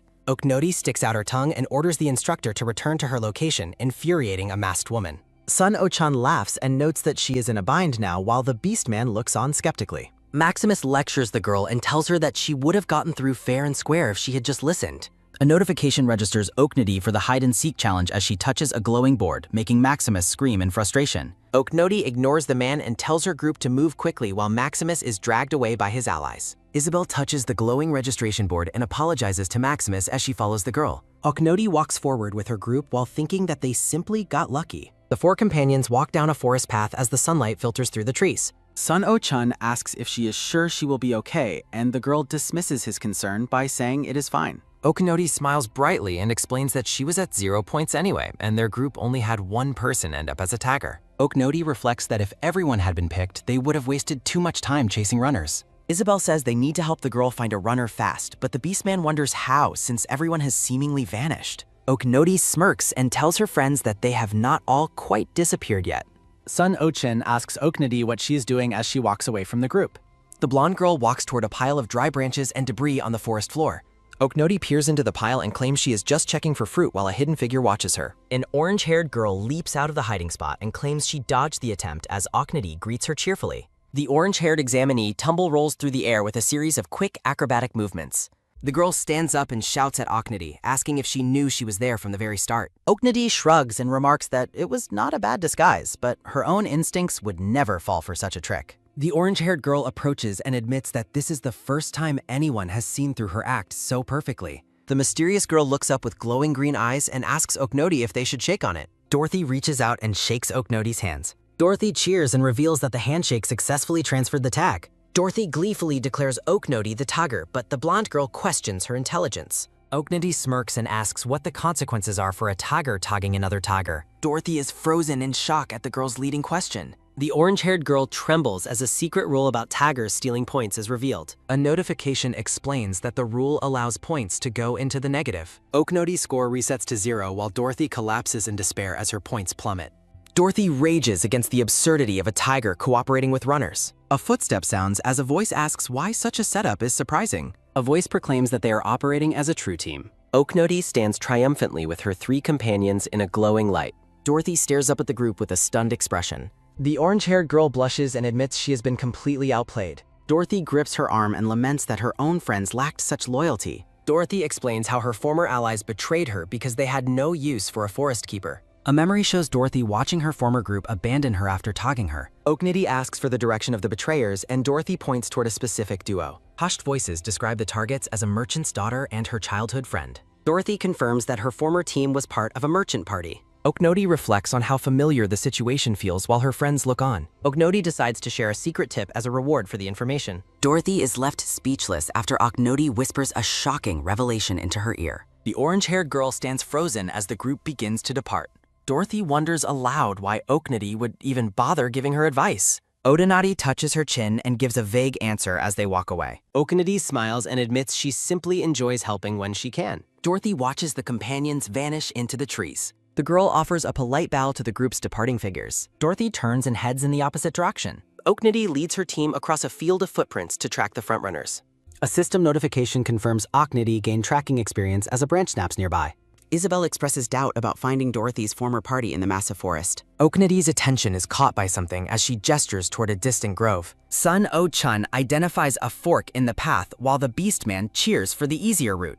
Oknoti immediately shuts down the Beastman's suggestion with a flat refusal. Oknoti explains that earning points is less important than a different hidden objective. The blonde girl raises a fist while her companions react with visible confusion and sweat. Isabel points out that some of the forest's insects are dangerous disease carriers. Oknoti plots to use the insects for poison resistance training, terrifying the men. The Beastman and Sun Oh-chun eagerly volunteer for physical labor to appease Oknoti. Oknoti is puzzled by the sudden and dramatic spike in their cooperation. A masked instructor leaps through the air as a whistle sounds. The black hat instructor announces the beginning of a 2-hour rest period. Examinees collapse in exhaustion as the instructor encourages hunting or side quests. Oknoti thanks Sun Oh-chun for the ride as he struggles to catch his breath. The Beastman observes the Vanguard group's efficiency while Sun Oh-chun collapses in the grass. Examinees tremble with indecision over whether to risk attempting the side quests. Sun Oh-chun notes that the most fearful individuals are the ones at the front. Oknoti identifies Duchess Irene and Xing as the only two who seem truly composed. A spin sound resonates as Jigoku twirls her revolver.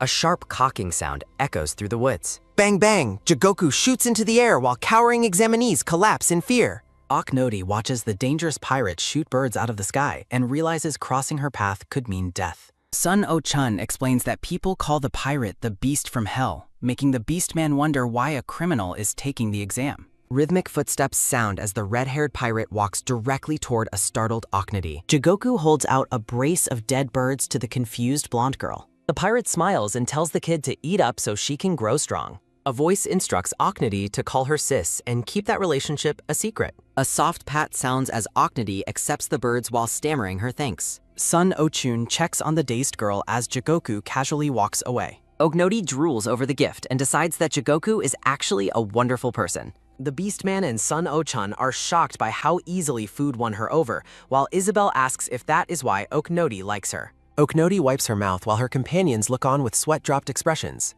Sun Oh-chun points toward their targets and notes he already found them as a notification for a betrayer event appears. A system window announces that it is time to show the betrayers what karma means. A hand points at a group of students as a window suggests that those without money can always use bribes to buy silence. Oknoti realizes that being a merchant's daughter is the girl's specialty and wonders if she really is a merchant. Oknoti asks how he located them, and Sun Oh-chun explains he identified them by their expressions. The man notes that guilt has its own look as the green-haired girl and her friend look away uneasily. The Beastman is impressed as Sun Oh-chun explains that reading emotions is a basic skill for any merchant.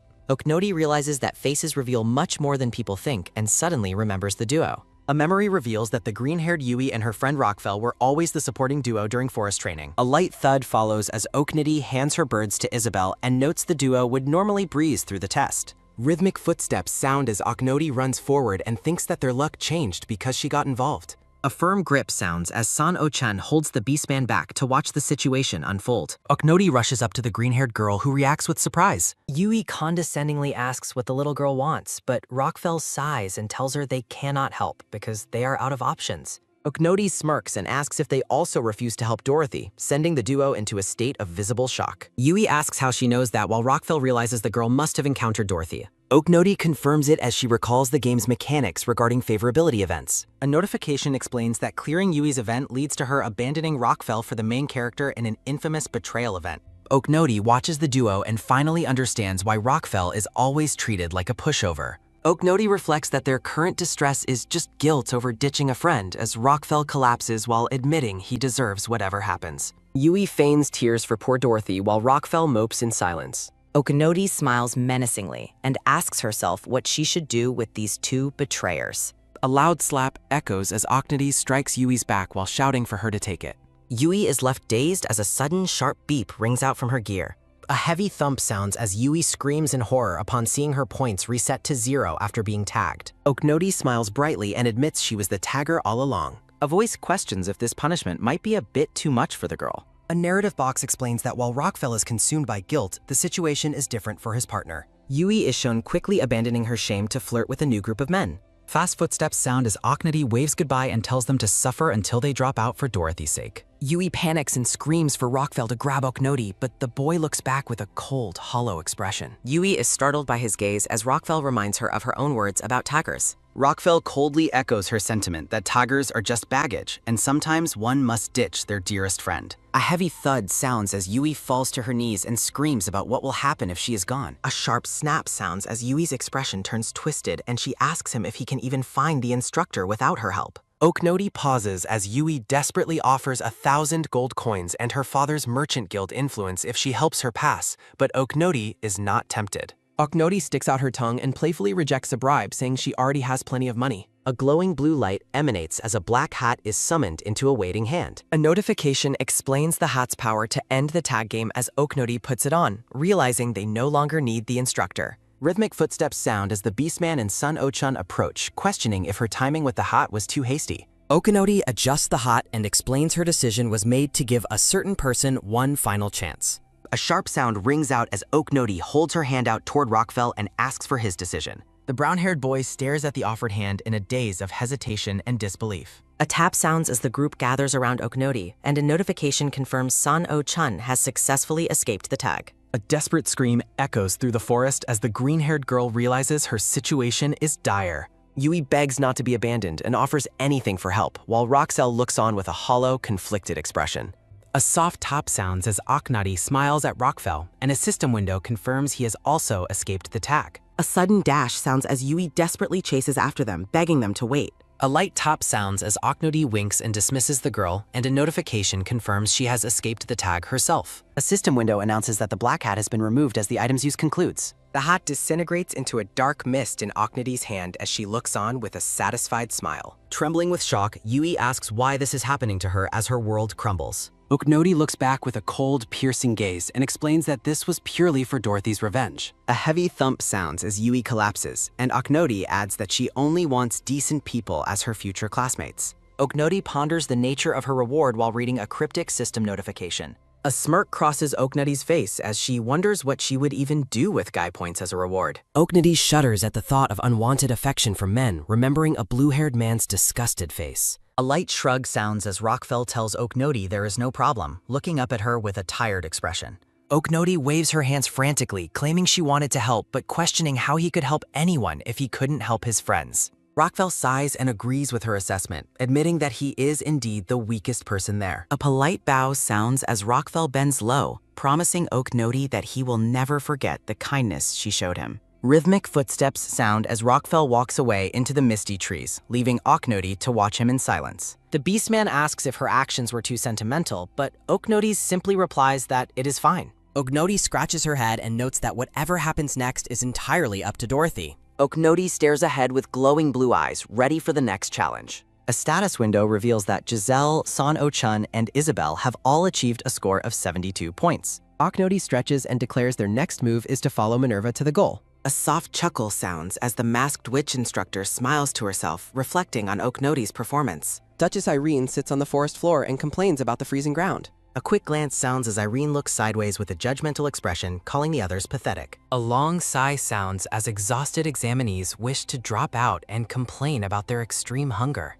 A man asks Princess Irene if she is hungry, but she coldly tells him to stay out of her business. Irene remembers the shivering soldiers in the north and thinks about how the money for her ticket could have provided them warmth. A crunch sounds as Irene bites into a hard ration, ignoring a man's desperate offer to take his better food. Irene holds up her hand and tells the man she will simply accept his kind intentions instead of his food. A somber vision of starving soldiers appears as Irene reflects on the hardships her people endure. Irene chews her bland ration and notes she is used to bad food, but her ear suddenly twitches as a sizzling sound echoes. A delicious aroma wafts past Irene, causing her to drool as her composure begins to slip. A sudden jump sounds as Irene stands up wide-eyed, demanding to know where that incredible smell is coming from. A loud sizzle sounds as Isabel grills mushrooms on a large pan for her hungry teammates. Irene stands frozen in shock as stars of hunger dance around her at the sight of the food.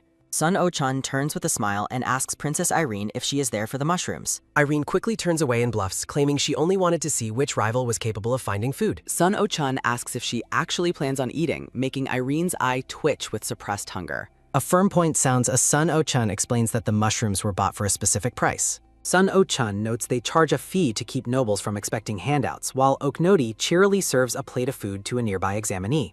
Oknoti looks to the side and worries that the current situation could be a trap. Looking back with a start, Oknoti reacts with sudden alarm to an unexpected development. Rhythmic footsteps sound as a pair of dark boots walks through the sunlit forest. Oknoti stands before the brown-haired Irene, who looks down at the girl in complete surprise. Staring up at the woman, Oknoti remains silent as Irene looks at her with confusion. A bright smile crosses Oknoti's face as she beams with sudden, cheerful joy. Oknoti offers a glowing blue orb while her teammates run in a comical panic behind her. A frantic dash sounds as Isabel and Giselle carry a large purple candy while fleeing. A man defends Oknoti's kind intentions while the brown-haired woman remains skeptical and uneasy. Irene shakes her head and dismisses the candy offer while claiming she wouldn't have eaten it. Resting by a campfire where mushrooms are grilling, the group catches their breath after their ordeal. Looking frustrated, Oknoti regrets her failed attempt to bond with a main character. Sun Oh-chun provides necessary mosquito protection for Oknoti while noting it is time for a spray.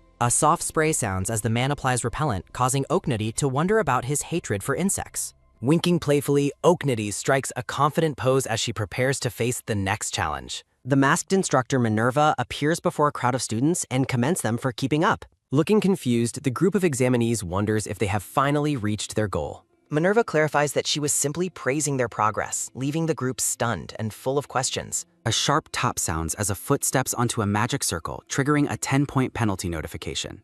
Giving a jaunty salute, Minerva announces her departure and begins to vanish through a portal. Examinees realize that following the instructor was a mistake as she disappears into the light. Rubbing her chin thoughtfully, Oknoti notes that their insect repellent will be very important now. 3 wooden signs stand in the forest, marking the different final paths available to the goal. A cheerful greeting sounds from a talking tree as it explains the various risks of the paths. Appearing in a puff of smoke, a woman in a green cap offers to sell repellent for points. A student considers purchasing protection from the merchant to avoid the mosquitoes ahead. The muscular woman laughs loudly while explaining her strategy for maximizing ointment sales over spray. Walking with confidence, the red-headed pirate girl suggests using a magic circle to block the insects. A sharp beep sounds as the pirate girl's magic circle turns red, indicating venom prevents her teleportation. Pointing and laughing, the beast man mocks the red-headed girl for her public failure and embarrassment. A heavy snap sounds as the red-headed girl challenges Giselle to settle their dispute in private.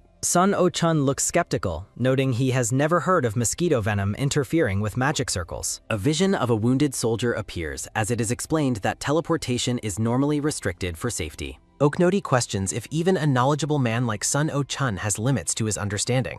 Oknoti explains the danger of teleporting with poison in the system and how it spreads faster. The group realizes that the trial is intended as a practical lesson for aspiring adventurers. Rhythmic footsteps sound as the group stands on a magic circle, explaining they were never bitten. A blue system window appears and confirms that 10 points have been deducted from their total. Light flashes as the group successfully teleports, surprising Minerva, who waits at the destination. Minerva commends the group for their impressive skill in avoiding every mosquito in the forest. Laughing to herself, Minerva guesses that the group must have purchased expensive protective ointment.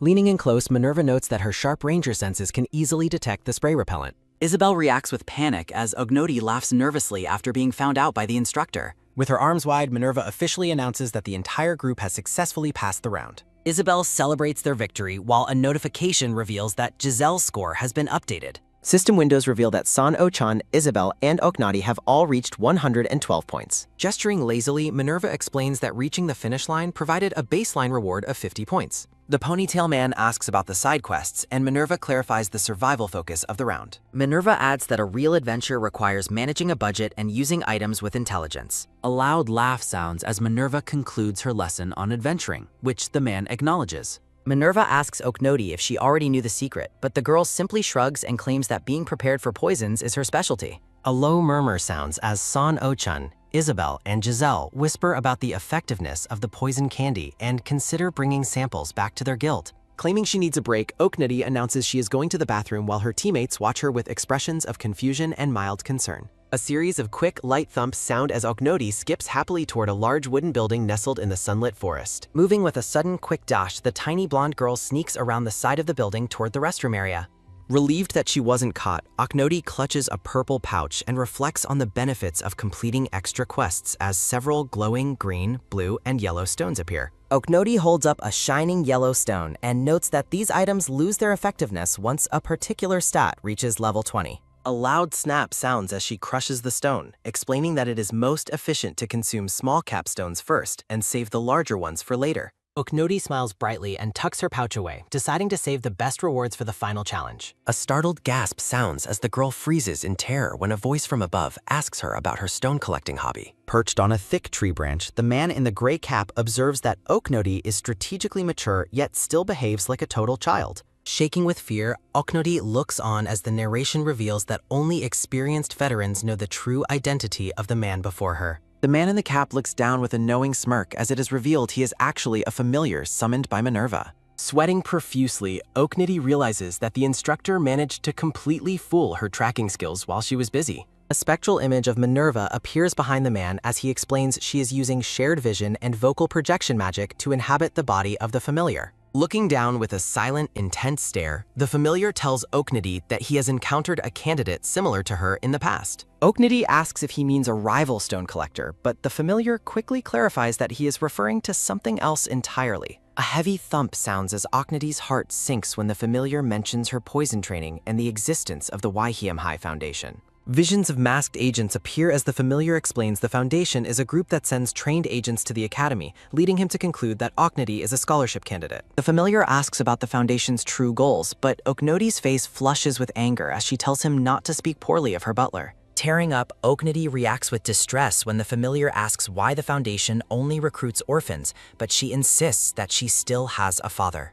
A loud wail sounds as Oknudi cries out, asking why everyone acts like she is alone, causing the familiar to scratch his head and offer an apology. Minerva watches through the familiar's eyes and notes that the child is not to blame for the Foundation's actions. Rhythmic footsteps sound as San O-chan and Gazelle walk through the forest, wondering where Oknudi has gone. A soft sniffle sounds as San O-chan asks if she was crying, but Oknudi turns away with puffy red eyes and insists that she wasn't. Giselle and Isabel grow furious and demand to know who made their teammate cry as they look around with menacing expressions. A sharp pinch sounds as Isabel grabs San O-chan's clothes and tells him that's enough questioning for now. Isabel gently pats Oknudi's head to comfort her while San O-chan and Giselle slump over in the background with guilty expressions. Reaching out with a kind smile, Isabel tells Oknudi it is okay and promises that the entire team is on her side. Oknudi winces and notes that the cloth Isabel is using to wipe her face smells like sweat, prompting an embarrassed apology from the older girl.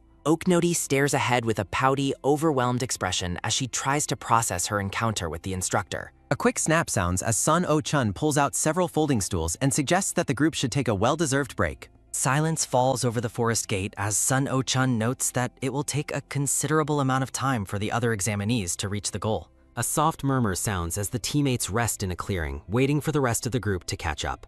As the sun begins to set, the strongest supporting and main characters finally begin to arrive at the forest gate one by one. A faint hum of magic sounds as the most powerful examinees, including the Duchess and the Pirate Girl, arrive after using teleportation circles. A soft yawn sounds as the next day begins, showing Oknudi waking up on the forest floor with a sleepy, disoriented expression. A weary groan sounds as the final examinees who took the long path or braved the mosquitoes finally collapse at the finish line. Minerva watches the exhausted group from a distance with a silent, judgmental expression. A loud pop sounds as a magical flare signals the end of the round, and Minerva officially announces that the examination is over. Minerva provides the final statistics, revealing that only 23 participants finished in time, while 13 others were too late. A frustrated growl sounds as the red-haired girl learns that 149 participants either gave up or lost their status watches.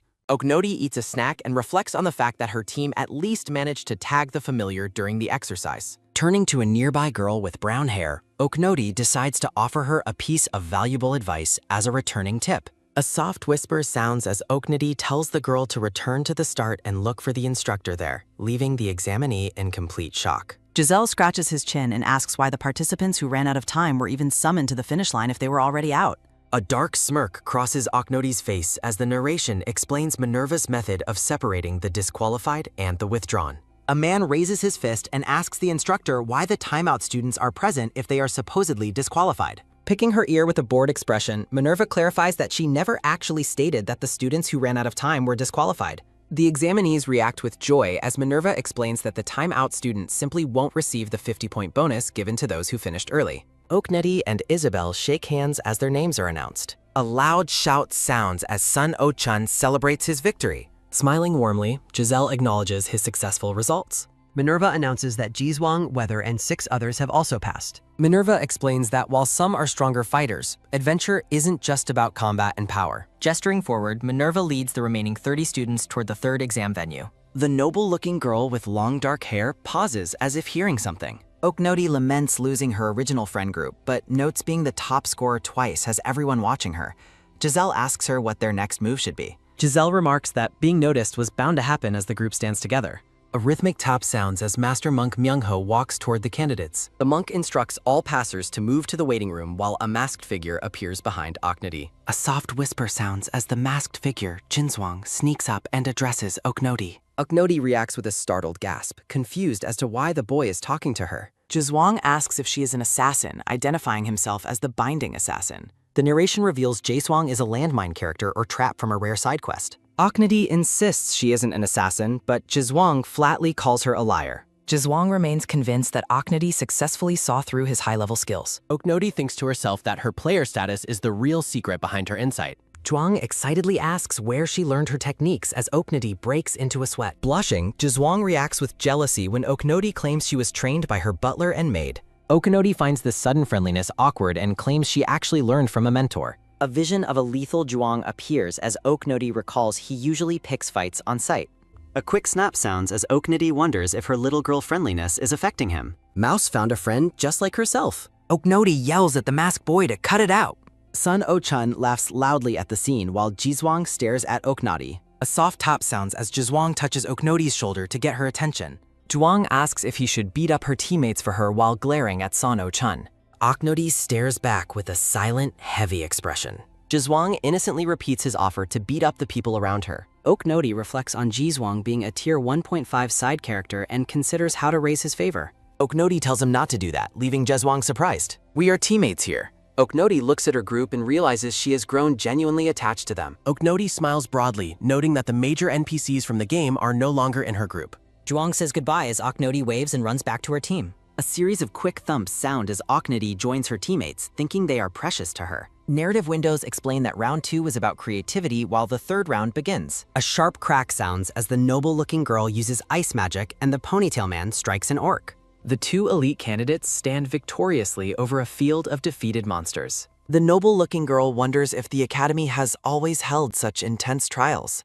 A grim narrative describes the endless war with demons and the growing graves of fallen soldiers. Seeking answers, the noble-looking girl unleashes a massive ice spell against a horde of orcs. Oknadi laughs as a bubble notes it would hurt someone's pride to be rated lower than a child. The noble-looking girl reacts with a startled gasp. A soft rustle sounds as she picks up a dark stone, realizing Oknodi had a reason for her hobby.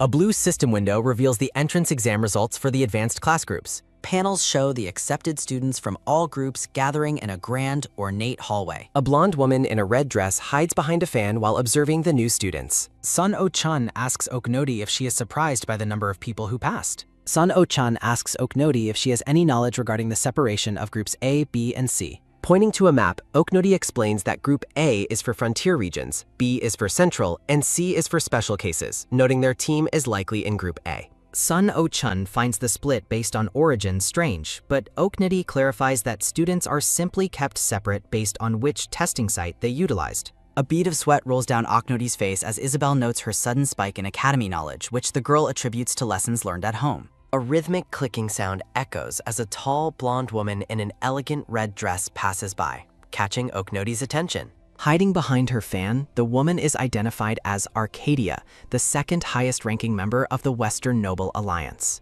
The blonde woman watches the group with a sharp, calculating gaze. Oknoti privately reflects that despite her rank, the woman's style is an incoherent mix of trends that lacks a proper foundation. Oknoti speaks up and gets Arcadia's attention, causing the noblewoman to pause in surprise. A soft rustle sounds as Arcadia spins around, delighted by Oknoti's praise and her suggestion that the outfit would pair perfectly with a fur coat. Radiant sparkles surround Arcadia as she boasts about having a winter outfit ready, leaving the rest of Oknoti's team at a loss for words. A quick snap sounds as Arcadia decides to be generous, though Oknoti's internal narration notes there is no practical benefit to raising favor with her.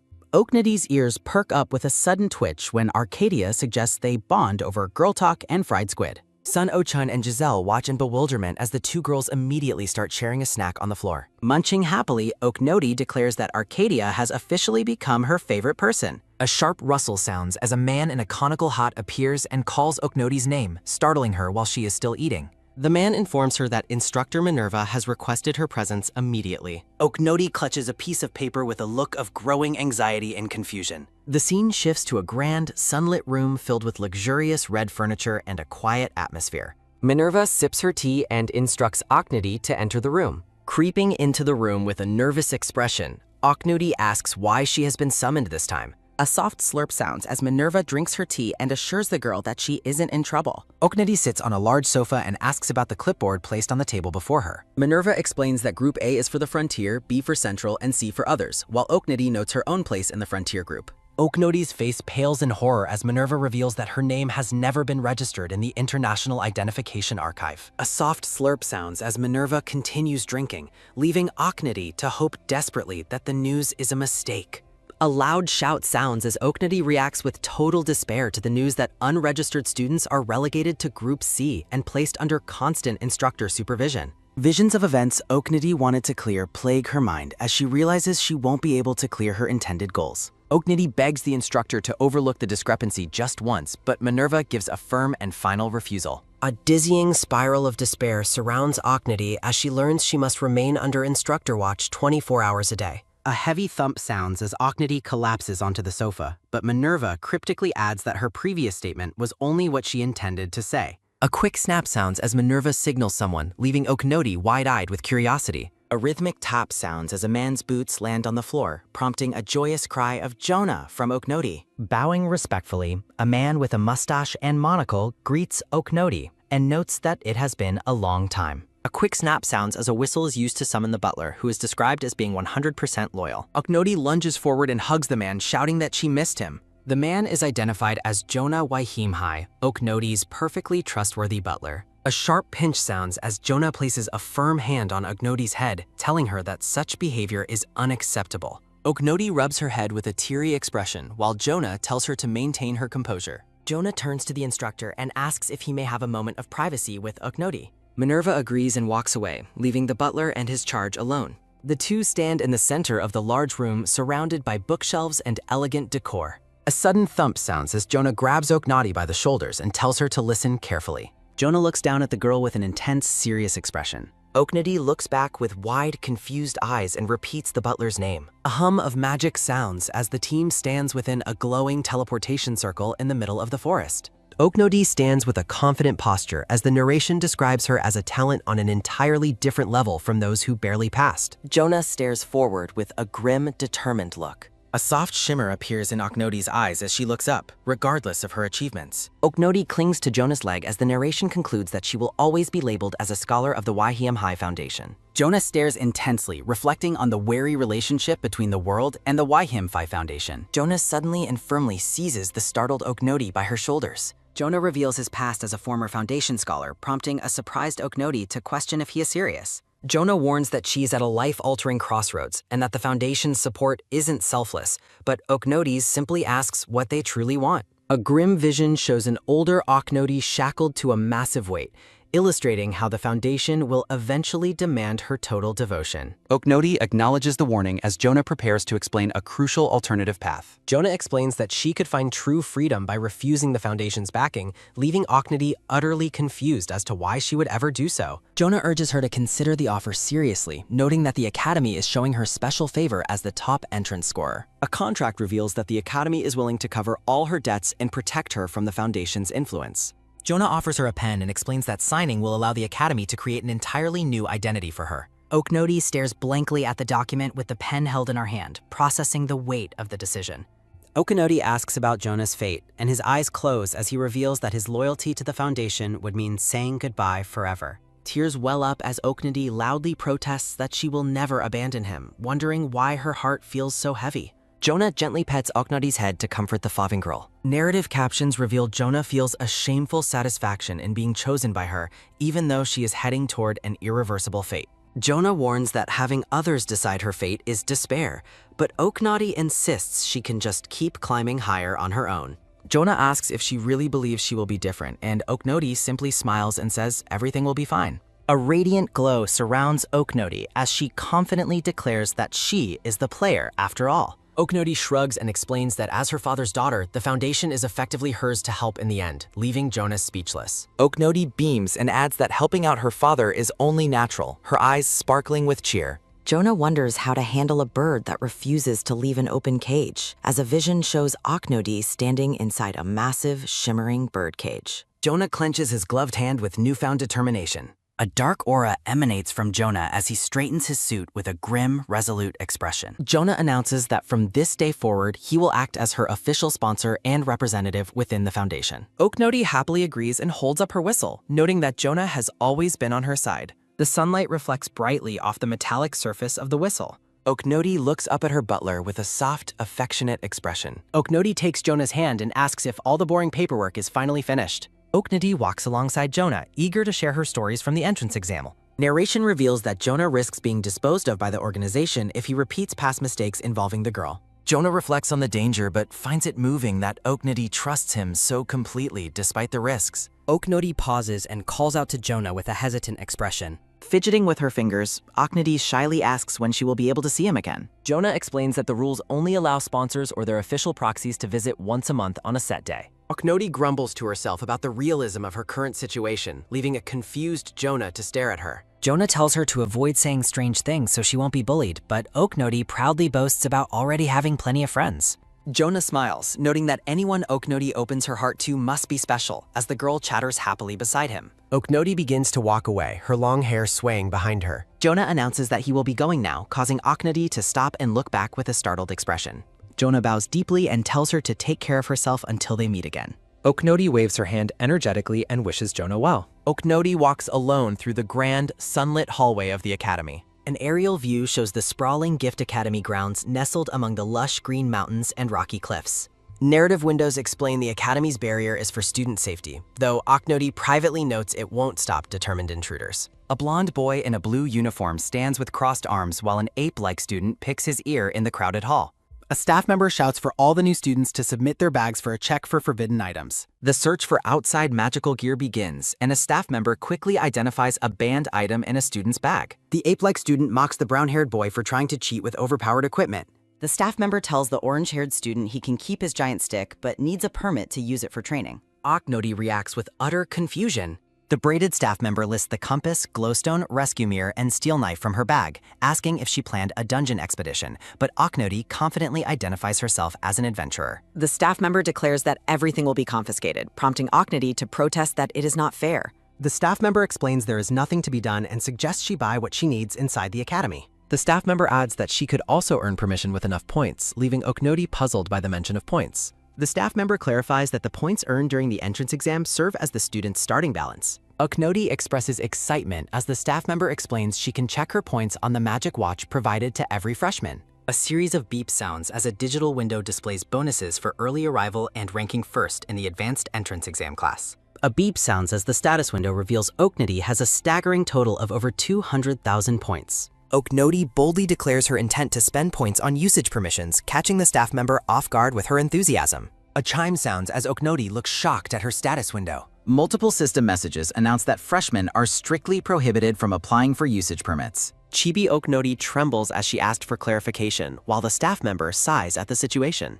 A loud boom sounds as Oknoti screams in despair upon hearing that all her gear will be placed in storage. A loud boom sounds as Oknoti wails at the news that all her belongings will be confiscated. Oknoti sobs about the unfairness while the staff member offers an apology, observed by a brown-haired man in the background. Approaching the staff member, the brown-haired man requests a private moment with him. The two men whisper together. A quick turn sounds as the staff member reacts with surprise while a confused Aknodi watches. The staff member surrenders the touch. A smooth slide sounds as the brown-haired man extends the small pouch toward Aknodi. Oknodi takes the bag and wonders how he managed to get it back for her. The man smiles warmly and advises Oknodi that the proper response is simply to say thank you. Oknodi beams with pure happiness. The man gently pats Oknodi's head. The bearded elder looks back startled. The bearded elder asks if the inspections concluded safely, and the staff member confirms they did, though he notes something unusual occurred. The elder asks if there was another bomb-carrying terrorist like the previous year, but the staff member clarifies that the issue is quite different. The staff member reports that Aknodi is undergoing poison resistance training and explains that confiscating her poison candy could dangerously disrupt her body's balance. Oknodi walks away into the light. A sharp breath sounds as the staff member questions the danger of the girl's poison intake while the elder stares with glowing eyes. A heavy rumble sounds as an oppressive dark energy erupts from the elder, causing the staff member to gasp in fear.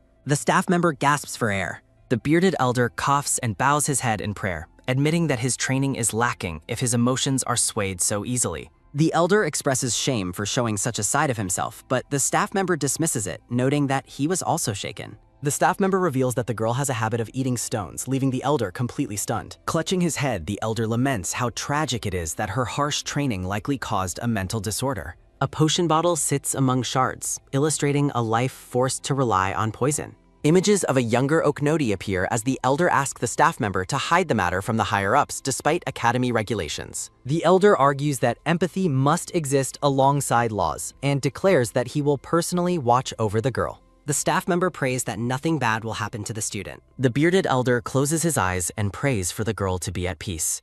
Narrative text reveals that the first report from Aknodi has arrived as a man writes at a desk. The report lists her dorm room as 111 and mentions her sponsored uniform, but warns against entering room 111-1. A rustle sounds as Jonah examines the letter, noting it matches her handwriting and that she requested no support items from the Foundation. Jonah wonders which professor will be the next to succumb to the charm of a scholar from the Foundation. Narration explains that professors are incapable of ignoring students with such extraordinary talent. Jonah sighs, reflecting on how the Foundation will eventually use professors by holding their students hostage to their talent. A student stands alone and somber. Jonah shakes his head in disappointment. Jonah carefully inspects the academy report through his monocle, focusing on the latest details. Jonah is troubled to see that Oknodi has requested no support items from the Foundation. Oknodi walks through the Grand Academy hallway, unaware of Jonah's concerns about her independence. Resting his chin on his hand, Jonah resolves to find a way to assist the girl. Jonah is baffled by a cryptic sticky note warning him not to enter room 111-1. A close-up highlights the specific warning regarding the mysterious room left on Jonah's document. Standing in her dorm, Aknodi realizes she has a full week to wait before the ceremony. Oknodi assumes the room warning was sent by mistake, but continues settling into her new dormitory. Oknodi reveals that her room contains a secret unknown to any of the academy's residents or staff. Approaching a seemingly ordinary section of the wall, Oknodi prepares to reveal the answering door. A series of sharp, rhythmic knocks sounds against the wall as Oknodi tests the secret mechanism. Oknodi expresses annoyance that the hidden door actually answers back when she tries to interact with it. Red-haired Hestia sits on her bed, identified as the game's first major boss character. Narration explains how Hestia's isolation leads her to talk to a non-existent neighbor through the wall. A terrifying vision depicts Hestia's eventual descent into madness as a frenzied, axe-wielding berserker. Oknodi determinedly declares that as a veteran player, she will never waste such a valuable resource. Oknodi requests future exam questions from the secret door, which readily agrees to provide them. Hestia looks completely bewildered as she finds herself holding a stack of books provided by the wall. Arcadia, the Princess of Florence, beams with delight and calls out an affectionate nickname for Oknodi. Arcadia finds Oknodi irresistible and playfully pokes the girl's cheek while they share a meal. Oknodi observes that the princess seems to have taken an incredibly strong liking to her. A system window details Oknodi's increased understanding of Arcadia's personality and her kingdom's strict etiquette. Arcadia reacts with ladylike surprise while holding her fan during their conversation at the table. While Arcadia playfully lectures her on proper noble behavior, Oknodi finds the constant fussing quite bothersome. A system notification announces the discovery of a rare recipe, exciting Oknodi's interest in her collection. A sudden sharp tap sounds as a student sets down a teacup to get Arcadia's attention. A brown-haired student approaches the table requesting a private moment to discuss an important matter. Arcadia politely questions the visitor's purpose while Oknodi continues to eat beside her. The visitor expresses her sincere gratitude for the kindness Arcadia has shown to the young Oknoti. The student urges Arcadia to focus more on the strategic activities of the Western Noble Alliance. Arcadia hides behind her fan while inquiring about the status of the B Group's central nobility students. The group discusses the advanced class's responsibility to lead against the Empire despite their inferior weaponry. Oknoti reflects on the lethal, non-bladed weapons used by the Empire that make the frontier students uneasy. Narrative visuals depict the advanced mana refinement and cultivation techniques that give Empire nobles their strength. Oknoti acknowledges that the high-quality mana possessed by their rivals makes them difficult to defeat. Drinking her tea, Oknoti recalls the devastating power Hestia displays once she awakens as a boss. Arcadia sighs and promises to be more cautious regarding the ongoing tensions within the Academy. Arcadia pinches Oknoti's cheek and reassures her that everything will be fine. Oknoti remains skeptical, wondering if Arcadia is truly prepared for the looming challenges. A glowing blue crystal sounds with a quick flip as Oknoti tosses it into the air. Oknoti walks happily through the halls, hummed a tune while celebrating her luck for the day. Oknoti's thoughts of lunch are interrupted by a harsh insult directed at her from across the hall. Oknoti stops and stares as a large crowd gathers for a confrontation in the hallway.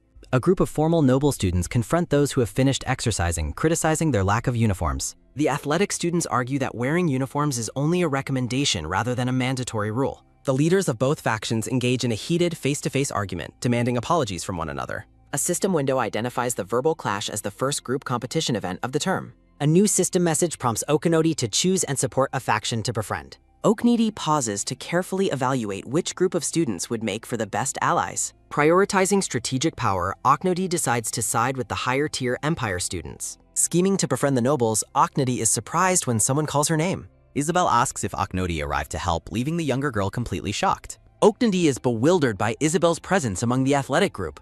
Oknoti stands frozen and sweating. Isabel stares with a flat expression. Isabel asks if Oknoti is just looking for snacks, making her flinch in panic. Oknoti frantically denies any interest in the noble's wine or elixirs while a dark-haired student watches. Isabel smiles and says Oknoti can take the noble side, but Oknoti is hesitant. Isabel cheerfully threatens to never cook for Oknoti again if she joins the nobles. Isabel promises to tell Arcadia about the betrayal, causing Oknoti to wail. Oknoti looks at them with annoyance. Oknoti stares with wide blue eyes. Oknoti recalls her friends, from the kind man and ape to the woman who carried her and Princess Arcadia's affection. A quick, firm step sounds. Oknoti fiercely demands that the nobles stop bullying her friends, surprising the athletic group. Defensive tracksuits follows as Oknoti yells they are clean and everyone has showered. The Empire nobles recoil in shock at the girl's bluntness. The senior mocks Oknoti's manners while her companion calls her uneducated and barbaric, leading the athletic group to scream that they should not insult a child and that the noble's perfume stinks. As the yelling escalates, Oknoti worries about the increasing conflict while system messages announce the group competition event is achieved and Group A's affection has increased as Group B's decreased. The blonde noble calls the athletes lowlifes and leads her group a wish. Now friendship is ruined. The athletic students swarm Oknoti with overwhelming enthusiasm. Isabel and her friends thank Oknoti and offer to treat her to food.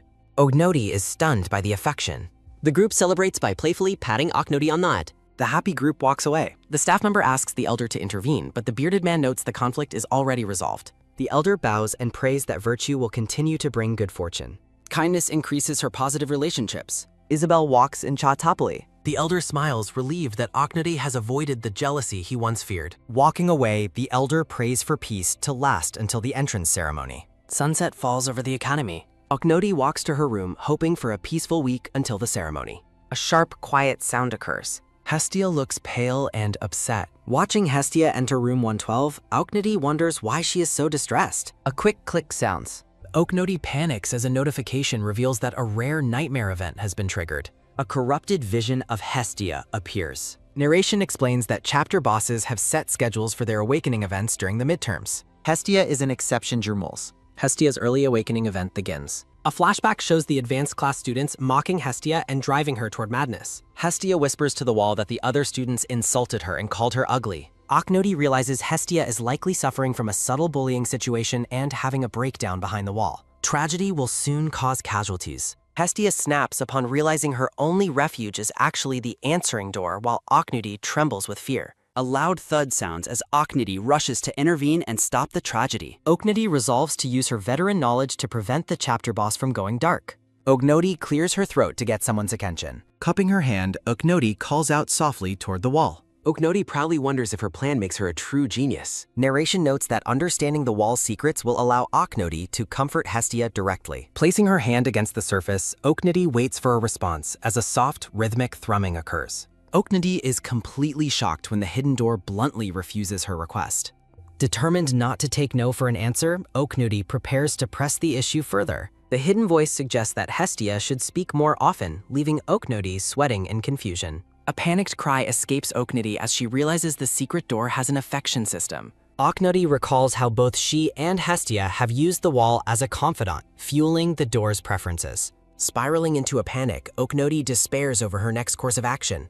The scene shifts to the dense, vibrant greenery of the Academy's forest. A rhythmic crunching sounds as Oknoti and Isabel hike through the lush woods together. Isabel stops suddenly, having spotted something of interest among the plants. A light rustle sounds as Isabel carefully gathers a cluster of rare, glowing rainbow mushrooms. Isabel enthusiastically offers to cook a mushroom risotto, but Oknoti remains deep in thought. Isabel calls out to check on the young girl, noticing her unusual lack of focus. Isabel is troubled to see that Oknoti isn't even reacting to the mention of food. Isabel kindly asks if something is bothering her young companion. Oknoti seeks Isabel's advice on how to successfully bridge the gap and get close to someone. A sharp, quick thud sounds as Isabel clutches her chest, deeply moved by being called sister. Isabel laughs off her emotional outburst and tries to steer the conversation back to the topic. Isabel playfully teases Oknoti, asking if she has developed a secret crush on someone. Oknoti frantically waves her hands, insisting that the person's identity must remain a secret.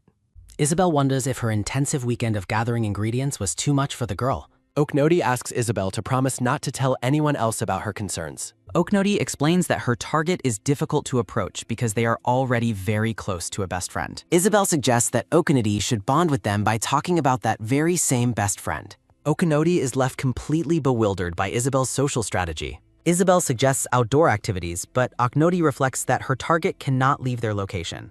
Isabel explains the importance of drawing interest through subjects the other person cares about. Oknoti is enlightened by the advice and brightly thanks her big sister for the help. A rhythmic clinking sound occurs as hot soup is served in the Academy dining hall. A male student with a goatee speaks about recent events while enjoying his meal. The male student and a brown-haired girl sit together, discussing a mutual acquaintance at the table. A tight close-up focuses on the male student's unique, glowing purple eye. The male student describes helping a stubborn girl from the A group advanced class in the forest. A vision depicts a girl with dark hair and a bow, identified as the person the merchant helped. The male student looks down with a faint smile, reflecting on the girl's persistence. The woman student reflects on her own poor judgment regarding Oknoti's kind and pitiful nature. The brown-haired woman is told not to be so hard on herself by her companion. Giselle, the dark merchant, explains that gathering information is simply an occupational habit. A bright ping sounds as a light bulb appears above Giselle's head, signaling a sudden inspiration.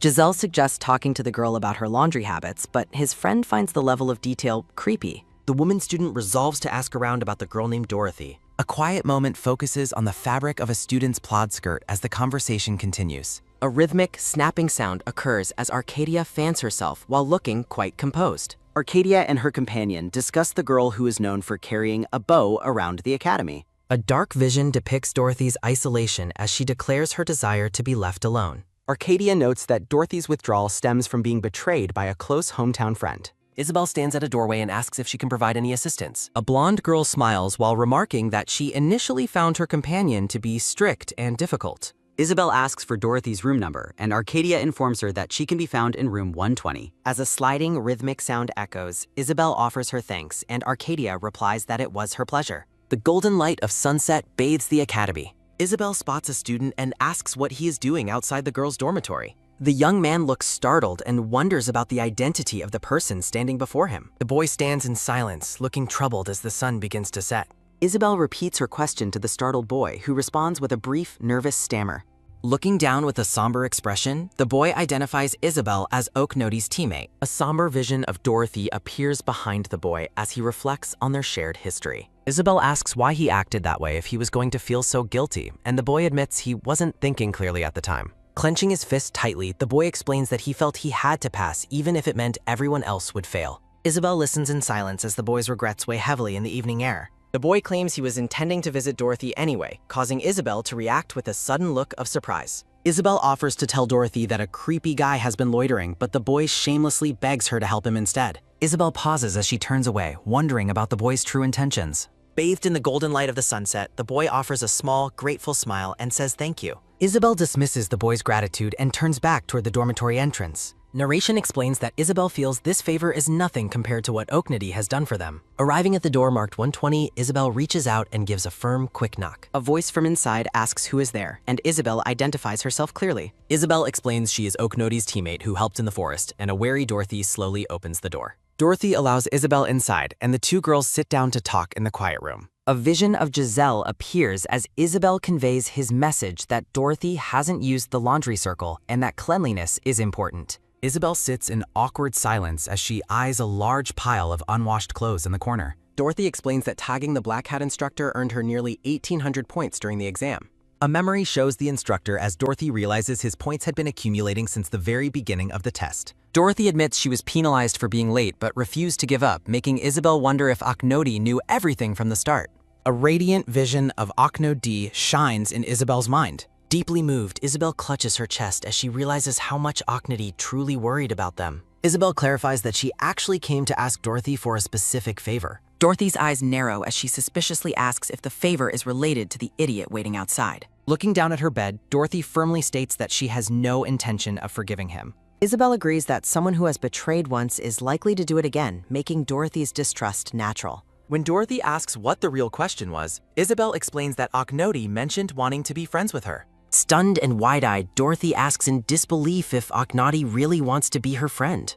A warm, genuine smile spreads across a face. Isabel laughs that a mutual acquaintance can be wrong, while Dorothy asks if she's being mixed up with someone else since they haven't met since the exam. Isabel apologizes for wasting time and begins to leave, but Dorothy quickly asks her to wait. Dorothy stands up and asks to hear the rest of the story, surprising Isabel.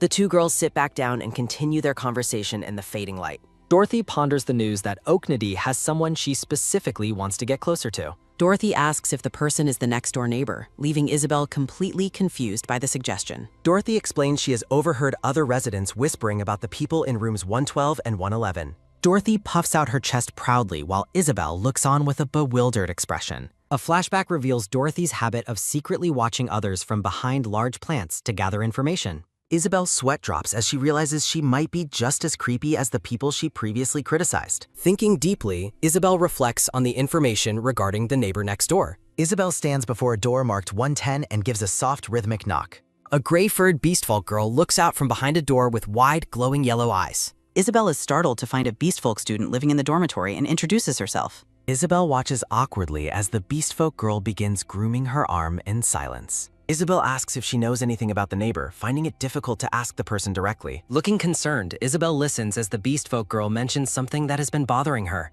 The beastfolk girl gives a thumbs up while remarking that the neighbors' conversations never seem to connect. Isabel looks back in confusion, questioning what it means for their conversations to not connect. The beastfolk girl explains they both talk as if a third person is present, dismissing them as lonely outcasts while Isabel spirals into stress. A vision of Oknody's cheerful teammates appears as the context of their friendships is weighed.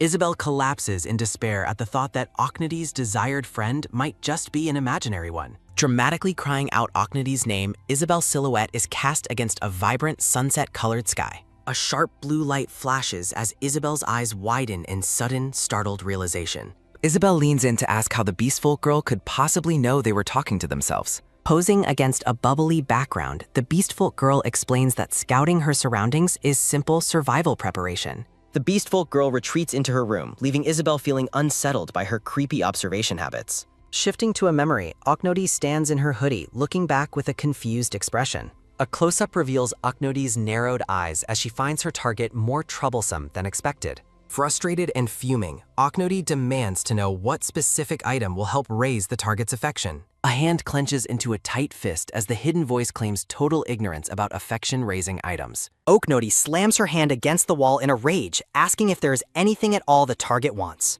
Oknody turns pale and freezes as the voice through the wall suddenly asks her to come visit. Stunned by the unexpected invitation, Oknody can only respond with a faint, disbelieving whisper. Oknody realizes with a cold sweat that being invited to visit means entering the wall itself. A glowing spectral figure of a woman appears, illustrating the trap of needing a replacement to escape the wall. Oknody trembles with anger, realizing her veteran knowledge barely saved her from falling for a dangerous trick. A muscular woman with long red hair leans against the wall, shyly asking if she can be friends. Returning to the present, Oknody walks through the academy halls as a student calls out her name. Isabel stops Oknody to kindly offer her support, telling her she can reach out anytime if anything happens. Oknody looks bewildered by the sudden outburst of concern from her teammate. Oknody reflects on how bizarre it is to be seeking social advice on how to befriend a literal wall. Oknody sticks her tongue out in annoyance while Isabel watches her with a curious, A large crowd of students in blue tracksuits gathers in a hall, murmuring about a developing situation. Isabel spots the commotion and notes a fight has broken out, while Oknody's eyes sparkle with excitement. Oknody dashes toward the noise to watch the spectacle, leaving a weary Isabel to follow behind. Hopping up and down behind the tall crowd, Oknody complains that she is too short to see the action. A sudden quick lift occurs as Oknody is hoisted into the air by her companion. Isabel settles Oknody onto her shoulders so she can see, playfully warning her to stay still. Oknody's eyes widen in awe as she notices the incredibly large muscles of one of the fighters. Gazing down at the scene, Oknody observes the muscular red-haired girl standing alone amidst the crowd. Two girls mock the muscular student for being a manaless gorilla, causing Oknody to panic for her safety. A system notification appears, announcing that a chapter boss event involving Berserker Hestia has been triggered. Hestia stands silently as the bullies berate her, while the system warns she might snap and tear someone apart. The game presents a choice to help Hestia or leave her, and Oknody rushes forward to intervene. Oknody leaps in front of Hestia with arms outstretched, complaining about her wasted efforts with the wall. A tight close-up focuses on Hestia's glowing purple eyes as they widen in utter shock at Oknody's bravery. Oknody stands her ground firmly, shielding the muscular girl from the surrounding bullies. Oknody loudly scolds the bullies, telling them that their insults regarding appearance reveal their own low character. The lead bully laughs mockingly, questioning the skill level of the academy if a kid is their top scorer. A dark red aura erupts from Hestia as she menacingly tells the bullies to get lost if they want to fight. The bully girl scoffs, accusing Hestia of only acting tough because she wants to save face in front of a child. Lotto sneers at Hestia, mocking her as a barbarian who only knows how to use her fists. Oknody steps in, calmly commanding everyone to stop their bickering as Hestia looks on in shock. Oknody points a finger, scolding the bullies for their lack of upbringing while the crowd watches in awe.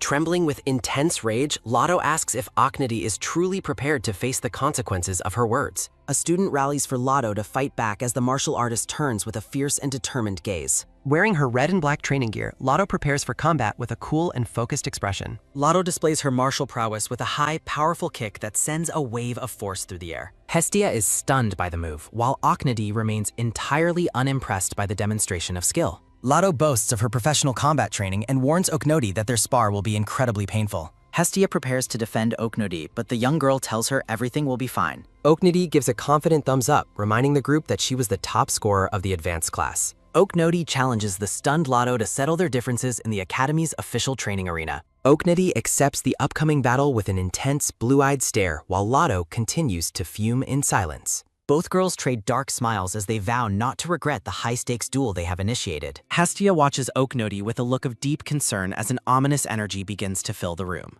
News of the match between the top scorer and Lotto spreads quickly, drawing students from all over campus. A massive crowd gathers at Arena Number 3, eager to witness the confrontation between the two students. A student marvels at the incredible sight of the massive audience assembled for the match. Insults fly from the crowd against the Empire nobles as the tension in the arena reaches its peak. Isabel stands in the crowd and clears her throat, preparing to watch her teammate in action. Oknody is confused by the unexpected cheering as the crowd champions her as a bringer of justice. Isabel is greeted by Oknody's teammates who have arrived to witness the high-profile duel. The Beastfolk teammate explains that Oknody wanted to handle the nobles alone to avoid showing them her power. Isabel is left speechless by the calm and casual confidence Oknody's teammates have in her victory. The teammates laugh at Isabel's worry, suggesting that Oknody's power is far greater than anyone realizes. The teammates confidently discuss Oknody's strength, fully expecting her to dominate the match with ease. Oknody stands in the arena, surrounded by a dark and swirling aura that hints at her hidden nature. A vision of a rare platinum ticket appears, a prize that grants automatic advancement to its holder. Giselle explains that Oknody earned her rare double-digit ticket by defeating an advanced examiner in a duel. Giselle details the grim rule of the ticket system, where rankings only change upon the owner's death.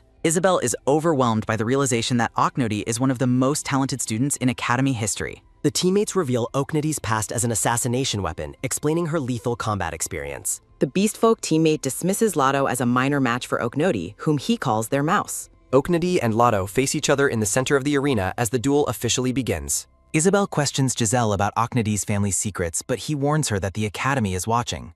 Isabel reflects on the terrifying and deep darkness that seems to follow Oknodi's family lineage. Despite her fear, Isabel resolves not to let anyone underestimate them and prepares to support her friend. Giselle suggests they watch the duel closely as a student reacts with surprise to the escalating situation. A voice from the crowd calls out for someone to encourage Oknodi during the match. Oknodi's teammates look on with quiet pride, knowing exactly what their friend is capable of doing. The group stands together, focused on the arena as the duel enters its most critical stage. A judge explains that the safety guard will stop the match immediately upon activation to prevent injury. Oknodi casually stretches and prepares for the fight with a cheerful and relaxed expression. Lotto watches Oknodi's lack of seriousness with a look of mounting confusion and irritation. Lotto threatens to make Oknodi suffer, promising that the match will result in plenty of pain. Oknodi smiles eerily, confessing that she had originally intended to show her opponent some mercy. With a widening and chilling grin, Oknodi declares that Lotto's attitude has made mercy entirely unnecessary. Oknodi approaches Lotto with an intimidating aura, questioning if she is simply stalling for time.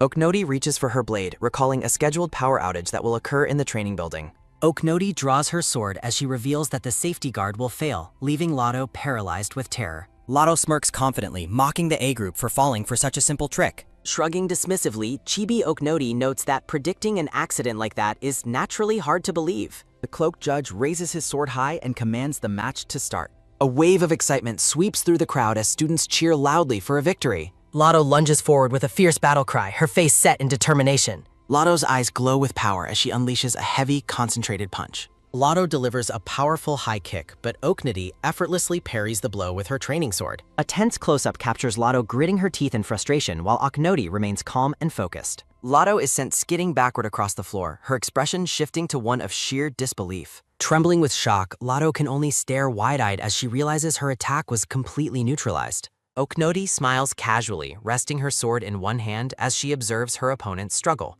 Watching from the sidelines, Hestia nervously whispers Oknodi's name with a look of deep concern. Oknodi explains the various methods of mana cultivation and refinement that exist throughout the world.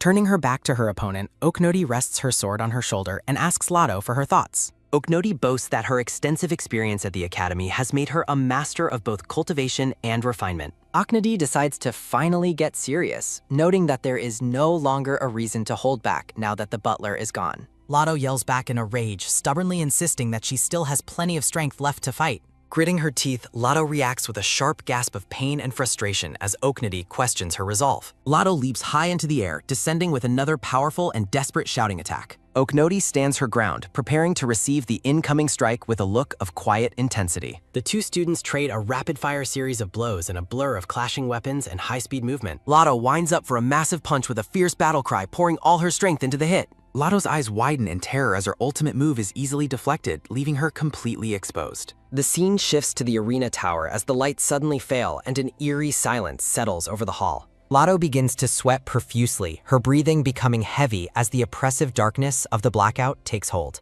The panicked judge calls for both students to stand by and wait as he reacts to the unexpected power failure. Lotto realizes with a chill of horror that Oknodi's earlier prediction about the blackout was entirely correct. Looming in the shadows, Oknodi calls out to Lotto as a dark and menacing aura begins to surround her. Oknodi's eyes glow with a sinister pink light as she mockingly points out that the safety guard is now deactivated. Lotto falters and steps back in the dark as Oknodi slowly approaches her with terrifying intent. Oknodi coldly threatens to sever Lotto's leg to ensure she never pulls another stunt, prompting a desperate plea for mercy. Oknodi reassures the terrified girl with a chilling smile, claiming the Academy's healers will have no trouble reattaching her limb. Several spectral sword hilts manifest behind Oknodi as she prepares to deliver a final lethal blow. Oknodi's face is partially obscured by shadow as she looks down at her prey with a wide, malevolent grin. Lotto trembles uncontrollably, her teeth chattering in the darkness as she faces the overwhelming pressure of Oknodi's presence. A sudden, powerful flash of energy erupts through the room as Oknodi unleashes her strike. Oknodi is visibly startled, her eyes wide as she realizes her finishing move has been unexpectedly blocked. Oknodi's hand vibrates from the intense impact as she questions how her opponent managed to stop her. Oknodi's gaze turns sharp and lethal, her eyes glowing with a renewed and dangerous intensity. Oknodi swings her blade in a powerful arc, the motion creating a trail of bright energy in the dim arena. Breaking a sweat, Oknadi reflects on the surprising turn of events, worrying that she might actually lose the duel. In the brightly lit hallway, two confused students shield their eyes and ask what happened to the match. Hestia stands firmly between the two fighters, her presence putting an end to the lethal exchange as Lotto lies defeated. Oknadi reacts with a bewildered blink, looking up in surprise at the muscular girl who intervened. Oknadi calls out to Hestia in confusion, while the red-haired girl remains silent with a stern expression. Hestia looks down at Oknadi with a look of quiet resolve, her face showing no sign of malice. Oknadi's eyes reflect her mounting confusion as she tries to understand Hestia's unexpected actions. Hestia explains that she cannot stand by and watch the girl who helped her make such a devastating and life-changing mistake.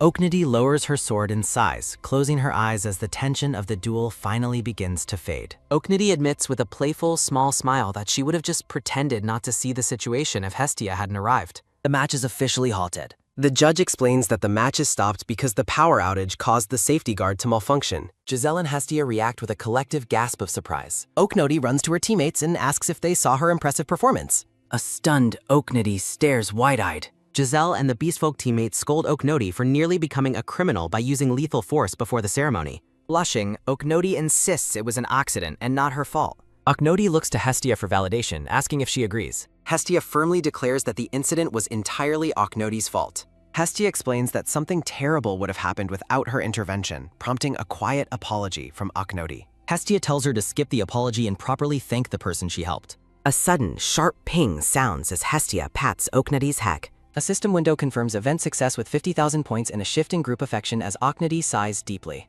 Oknadi laments that her post-graduation success is ruined now that the nobles are after her. Determined, Oknadi resolves to just graduate with even better grades and solid skills to compensate. Oknadi startles as she notices Isabel watching her. The group stands together in the hall.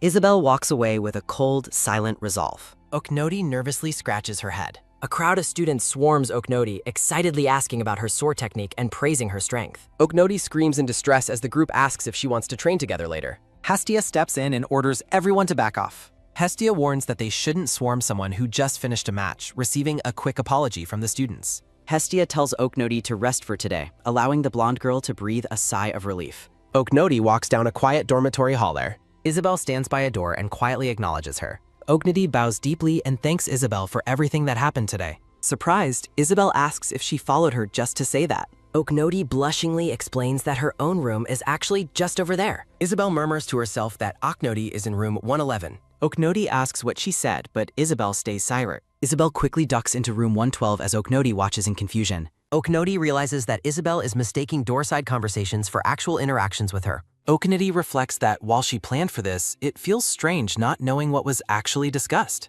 Sunset glows over the Grand Academy spires. Lotto trains intensely, her movements making a sharp, quick thud. A close-up shows Lotto panting heavily. Lotto insists to her companions that she is telling the truth. A student notes that Oknadi predicted the blackout and questions how she could have known.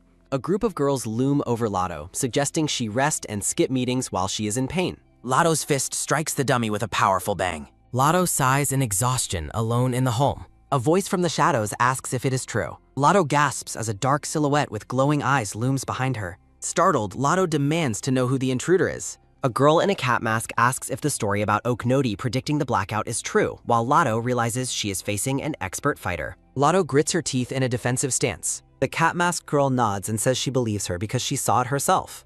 A flashback reveals Oknadi's blade energy was precisely aimed to sever her opponent's leg. The masked girl mocks the Foundation scholars as small fry before turning away. Oknadi appears vibrant and distinct from her surroundings. A mysterious voice warns Lotto to keep quiet about their encounter. Lotto asks if the masked stranger is trying to threaten her. The masked girl coldly claims she would simply eliminate her instead. Lotto stands frozen as the masked girl turns to depart. The intruder warns Lotto not to cross the powerful organization behind the blackout. With a final parting word, the masked girl vanishes. Lotto collapses in despair, crushed by her family's high expectations. Lotto clenches her fist, feeling her reputation slipping away. Trembling with resentment, Lotto laments that her status is meaningless. Visions of Oknadi and Hestia haunt Lotto's bitter thoughts. Lotto reflects on Hestia's intervention and the masked girl's warner. Kneeling alone, Lotto despairs of ever surpassing her rivals. A soft sound marks Lotto's resolve shifting. Lotto decides to give up her pursuit of Gory. The day of the grand entrance ceremony arrives. Orientation ends as students gather for the ceremony. Students gossip about Oknadi's popularity and her top-tier status. Oknoti finds her sudden fame burdensome and wishes it would end. Giselle notes that Oknoti has become a leader for their group. Underlying tensions between the student groups remain dangerously high. Oknoti hopes for a period of peace before conflict erupts. Oknoti prepares for the start of her true academy life. Mysterious men begin taking notes as the ceremony starts. The students grow uneasy at the sight of the observers. A rhythmic scratching sound fills the hall as they write. Oknoti signals for Giselle to remain Ser. Whispers spread as students realize they are being evaluated. A group of students reacts with annoyance to the noise. The masked girl watches the proceedings from the crowd. The scribbling stops as a heavy silence falls. A bright light hurls a powerful presence in the hall. The students are blinded by the sudden radiance. A massive dragon head appears, mocking the students' lack of talent. The students are horrified to see a dragon. The dragon headmaster declares that slackers will lose points immediately. A collective gasp of horror ripples through the students. Oknoti encourages Giselle for managing to stay quiet. The dragon headmaster prepares to explain its unusual position. A man admits his ignorance before the headmaster speaks. The dragon bluntly states that money is the ultimate answer. A stunned silence follows the headmaster's greedy declaration. Oknoti and her companion are baffled by the dragon's logic. The headmaster explains that points are the key to all privileges. The dragon headmaster notes that gold can be exchanged for points. Giselle asks if the headmaster is demanding a bribe. The dragon gleefully admits the academy exists to drain wealth. The headmaster asserts its rules are above those of mortals. The ceremony concludes as the headmaster's image fades. Oknoti watches the other students leave with a thoughtful expression. A narrator notes that the summons event originally included 24 named NPCs. Oknoti reacts in shock as a dark presence brands her a sticky-fingered brat from the Foundation and warns her not to forget it. Students in the grand hall murmur among themselves, wondering if the event is finally over. Her heart gives a sudden, quick thump-thump as she realizes she was chosen as the unexpected 25th student. Someone grips her wrist tightly with a stern command to wait. Oknoti panics, sweating as she worries that her theft of the stat stones has been discovered. A transparent vision of Oknoti screams in distress above the silent academy spires. The scene shifts to a few days earlier, showing a massive dragon lounging in a palace hallway. An old man with a long white beard and bald head asks what is being said. The dragon headmaster asks if the Foundation brat has been running wild, and the old man confirms that is exactly what he witnessed. The old man describes how the girl has been sneaking into guard posts and the warden's room, even hiding in holes dug by the guard dogs. A voice explains they were only watching the girl to see if she would adopt to academy life. The old man lets out a tired sigh sounding. A thud sounds as the dragon headmaster admits he has been keeping a close eye on her as well. The dragon lets out a quick heh while noting her talent for slipping through magical wards and identifying special ability stones. The headmaster notes that he is watching the world's greatest thief in the making. The old man suggests correcting the girl instead of admiring her, but the dragon asks if his faith has deemed the child lost. The old man explains that theft betrays human trust, and he fears she will go from stealing stones to stealing lives, while the dragon asks if it matters, since they were just stones. A heavy silence falls between the dragon and the old man. The dragon tells the old man to teach her himself since she is too valuable to lose to the Foundation, leading the elder to acknowledge the headmaster's faith in her potential. A voice curses the scheming snake from the Foundation. A masked man in a top hat claims he would never have sent the girl to his territory, while the dragon headmaster laughs and warns that losing such talent would be a century-long regret. The dragon's glowing eye narrows as he commands the other to hold tight and not let the girl slip away. The dragon chillingly vows to personally kill the girl if she ever returns to the Foundation, leaving the old man in stunned silence. With a quiet bow, the old man acknowledges the order. A heavy thud echoes through the hall as the old man prepares to depart. The elder resolves to keep the warning in mind. A sharp beep sounds as a system window informs Oknoti she has lost 10,000 points for unauthorized entry into a restricted zone. Oknoti touches her wrist and realizes she was caught after all. Oknoti reflects that while she evaded guard spells and eyes, someone far more powerful must have found her.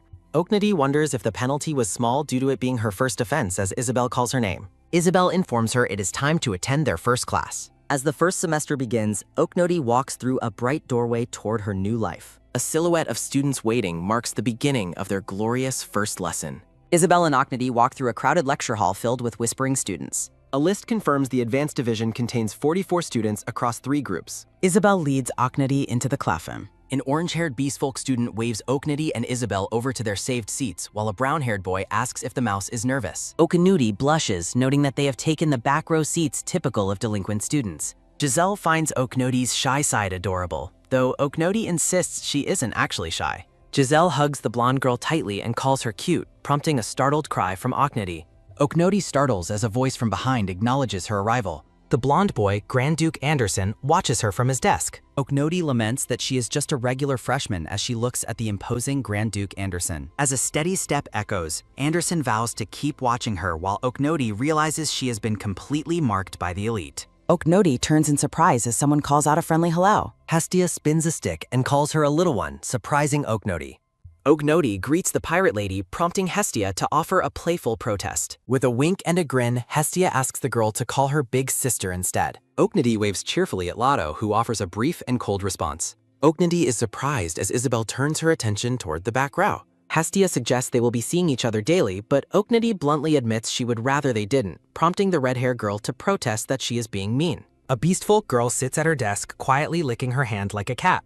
Hestia looks away nervously, fidgeting with her fingers as a blush creeps across her face. Oknoti offers a bright greeting to Hestia, catching the red-haired girl off guard and prompting a startled, enthusiastic response. Hestia clenches her fists with a grin, feeling a surge of joy and determination. Oknoti watches Hestia's sudden, happy outburst with a look of pure confusion. A cold tension settles beneath the heated atmosphere as the hostility between student groups continues to worsen. A pink-haired girl with horns asks the saint if she senses anything unusual from Oknoti. The blonde saint shakes her head, admitting she is not entirely sure. The saint notes that Oknoti hasn't received blessings from any of the 12 deities, much to Oknoti's shock. The pink-haired hero and the blonde saint observe the classroom with serious expressions. The hero wonders if Oknoti's lack of divine blessings indicates a lack of true talent. Oknoti realizes the top-ranked students are evaluating her and silently denies their conclusions. The saint appears bathed in a radiant golden light as she prays with her eyes closed. The saint senses a different kind of divine blessing on Oknoti, even if it is not from a known deity. The pink-haired girl reacts with a startled expression to the saint's observation. The hero suggests Oknoti might have been chosen by the same god as the saint, who agrees that the girl would show immense growth if their wavelengths match. A booming voice announcing its arrival terrifies Oknoti and Isabel, leading them to fear the dragon headmaster has appeared. A dark, oppressive aura suddenly fills the room, overwhelming the startled students. A green-haired woman with glasses laughs, revealing she was simply imitating the headmaster's voice. Oknoti and Isabel stare blankly at the teacher while a student in the foreground collapses from the shock. The woman introduces herself as Mahabharata, the student director who teaches transformation magic and serves as a dragon guardian. Mahabharata informs the class that they can find their course registration details on their magic watches. The professor drops a bombshell by revealing that students must physically run to the classroom of the professor they want. Mahabharata writes the 3 types of academy courses on the chalkboard with a series of quick clacks. The director emphasizes that the core courses are mandatory for every student. Mahabharata warns the students to avoid picking classes solely to convert credits into points. Oknoti is startled as a mysterious hand reaches across her to touch Isabel's notebook. A handwritten note on the page suggests that electives are a good choice for earning points. Isabel is horrified as the note warns that point deductions could end up being far larger than what is earned. Isabel clutches her head in frustration after the warning, much to Oknoti's concern. Narrative text explains the Academy's structure, highlighting the Night and Magic departments. The Adventure, Administration, and Production departments are detailed, noting that top grades require inheriting world-class knowledge. Mahabharata gives the students 1 hour to finalize their course decisions using their watches. A heavy thud echoes through the hall as the students begin their deliberations. Isabel asks Oknoti which department she plans to join, though the girl admits she is still thinking about it. Isabel proudly declares her status as an adventurer with a thumbs up. Isabel pulls Oknoti into a tight hug, encouraging the girl to join the adventure department with her. Oknoti imagines her future as a veteran adventurer proudly hoisting a glowing treasure chest. Oknoti notes she is also considering the Night department since she is skilled with a sword. Isabel acts dramatically devastated, asking if Oknoti is truly planning to abandon her. Oknoti reconsiders as she thinks about the delicious snacks Isabel makes, much to the other girls' disbelief. Cheers erupt as Isabel cheers Oknoti up by handing her a bright, candied apple. Mahabharata reminds the students that the race to their chosen classrooms is about to begin. Hestia draws her revolver with a wicked grin, realizing registration is a first-come, first-served competition. Oknoti and her companions look on in shock as Hestia's intense competitiveness takes a dangerous turn. Hestia heads for the door early, handgun in hand and a plan in motion. The red-haired girl vows to shoot down anyone who dares to try and get ahead of her. Gunshots ring out and chaos erupts as Hestia begins firing her weapons to clear a path through the terrified crowd. The brown-haired boy stands up and suggests there is no need to go that far while Isabel and Oknady watch him. An ape-like beastfolk student roars for everyone to move aside, terrifying Oknady as he prepares to charge. Chaos erupts as students shove ahead. Hestia fires her revolver into the crowd with a wicked grin, ignoring the terrified shouts of those around her. Two students fly through the air. He grins at the small fry. Hestia grits her teeth in annoyance. The beastfolk student easily blocks Hestia's bullets with his bare arms, mocking her for using such toys. Isabel asks Oknody if they should hurry, but the blonde girl remains calm while holding her snack. Oknody explains that she wants to avoid point deductions for causing a disturbance, noting that hallway chaos carries heavy penalties. The hallway is left in ruins. Isabel wonders about starting with an adventure lecture, while Oknody expresses a lack of interest in high-competition classes. Oknody turns around and asks why a merchant would even care about adventure-themed courses. The brown-haired boy offers a knowing smile and tells Oknody she is still too young to understand his perspective. The boy explains that to rip off desperate adventurers, a merchant must understand how they think, leading the girls to label him a devil. They arrive at the adventure department. The group finds the introductory courses boring as they look over the list of basic weapon and gear skills. They note that more advanced dungeon studies are restricted to second years, but the boy mentions a secret trick. Leveling up allows for skipping raids. Oknody explains that students can skip a year with enough points and credits, though she feels there is no need for it this time. Culture develops faster than combats goes. Oknady ponders the importance of divine studies, which are considered the hottest field in imperial culture. A blonde student mentions a course on using holy arts without faith, sparking Oknady's curiosity. Several students are excited by the prospect of using holy power without having to rely on a deity. A stocky student and his friend decide they should register for the holy power course as well. Oknody watches them leave with a look of disdain, noting that they have no eye for true quality. A panel reveals a muscular, red-eyed man and warns that the class is actually a brutal physical trial. Isabel decides to register for the gear quality course, and Oknody is surprised to find they made the same choice. Oknody is happy to have Isabel in the same class, mentioning she has already mastered these subjects before. The brown-haired boy decides to join them for the gear quality class, causing the girls to react with visible shock. An empty grand hall stands ready. Rows of desks fill the classroom. Isabel looks around the room in confusion while Oknody watches her curiously. The brown-haired boy notes that the number of second-year seniors in the room is suspiciously low. The brown-haired boy addresses a group of older students and asks them for clarification. The seniors blush and act flattered at being addressed by their title, while the girls watch them with flat expressions. The seniors' expressions turn to horror when Isabel asks why so few upperclassmen are taking this specific class. The upperclassmen look away nervously, whistling and pretending to be busy with other things. Oknady bluntly suggests the course has a bad reputation, causing the seniors to have an extreme and terrified reaction. The seniors aggressively insist it isn't because of the tough assignments, stingy grades, or the dangerous reputation of the professor. A blonde senior named Big Stone shouts that they definitely weren't hoping for underclassmen to drag down the grade curve. Students flee as fear takes hold. Big Stone frantically denies that the professor was once a heroic thief or that there is any risk of students being treated poorly. Someone yells at the potion models. Professor Estrada appears with a sharp look and a hand to her ear, confronting Big Stone about his impure thoughts. Professor Estrada smirks at the class. A female senior apologizes for Big Stone, claiming he is stuck in a forced truth state, which he realizes reveals his actual feelings. Professor Estrada tells anyone wanting to leave to do so now, prompting students to whisper about staying because the top scorer is there. A student corrects the Empire terminology. A dark-haired student with glowing blue eyes explains that the term Empire incorrectly lumps the Eastern and Central Empires together. A student apologizes for lumping the girl with Central Empire jerks while she dismisses the group with a humph. The boy calls out to Oknody, who realizes that the entire situation has become a complete mess. Isabel looks around the room worriedly. Oknody gives a thumbs up and declares that even if the class has a terrible reputation, it will be fun. Her friends watch Oknody's radiant determination. A sudden sharp ring sounds, making the students clutch their ears in agony. Her attention is caught by the quick clack sounds of the professor's name being written on the chalkboard. The red-haired woman identifies herself as Professor Bronze D. Estrada. Estrada claims her background as a thief of justice makes her qualified to teach, so the students should rest easy. A student desperately asks for the ringing to stop, but Estrada only acknowledges him as the noise persists. The professor declares that stopping the noise is the only way for the students to leave her class. Estrada explains that a heroic thief must move on their own feet and announces they will begin field practice. Oknody tugs on her friend's shibs. Oknody plugs her ears with focus. Her friends follow her lead immediately. The professor states that any student who can find and disable the hidden bell will be allowed to leave. A thunderous ringing and clang sound fill the hall as Estrada announces the final condition for dismissal.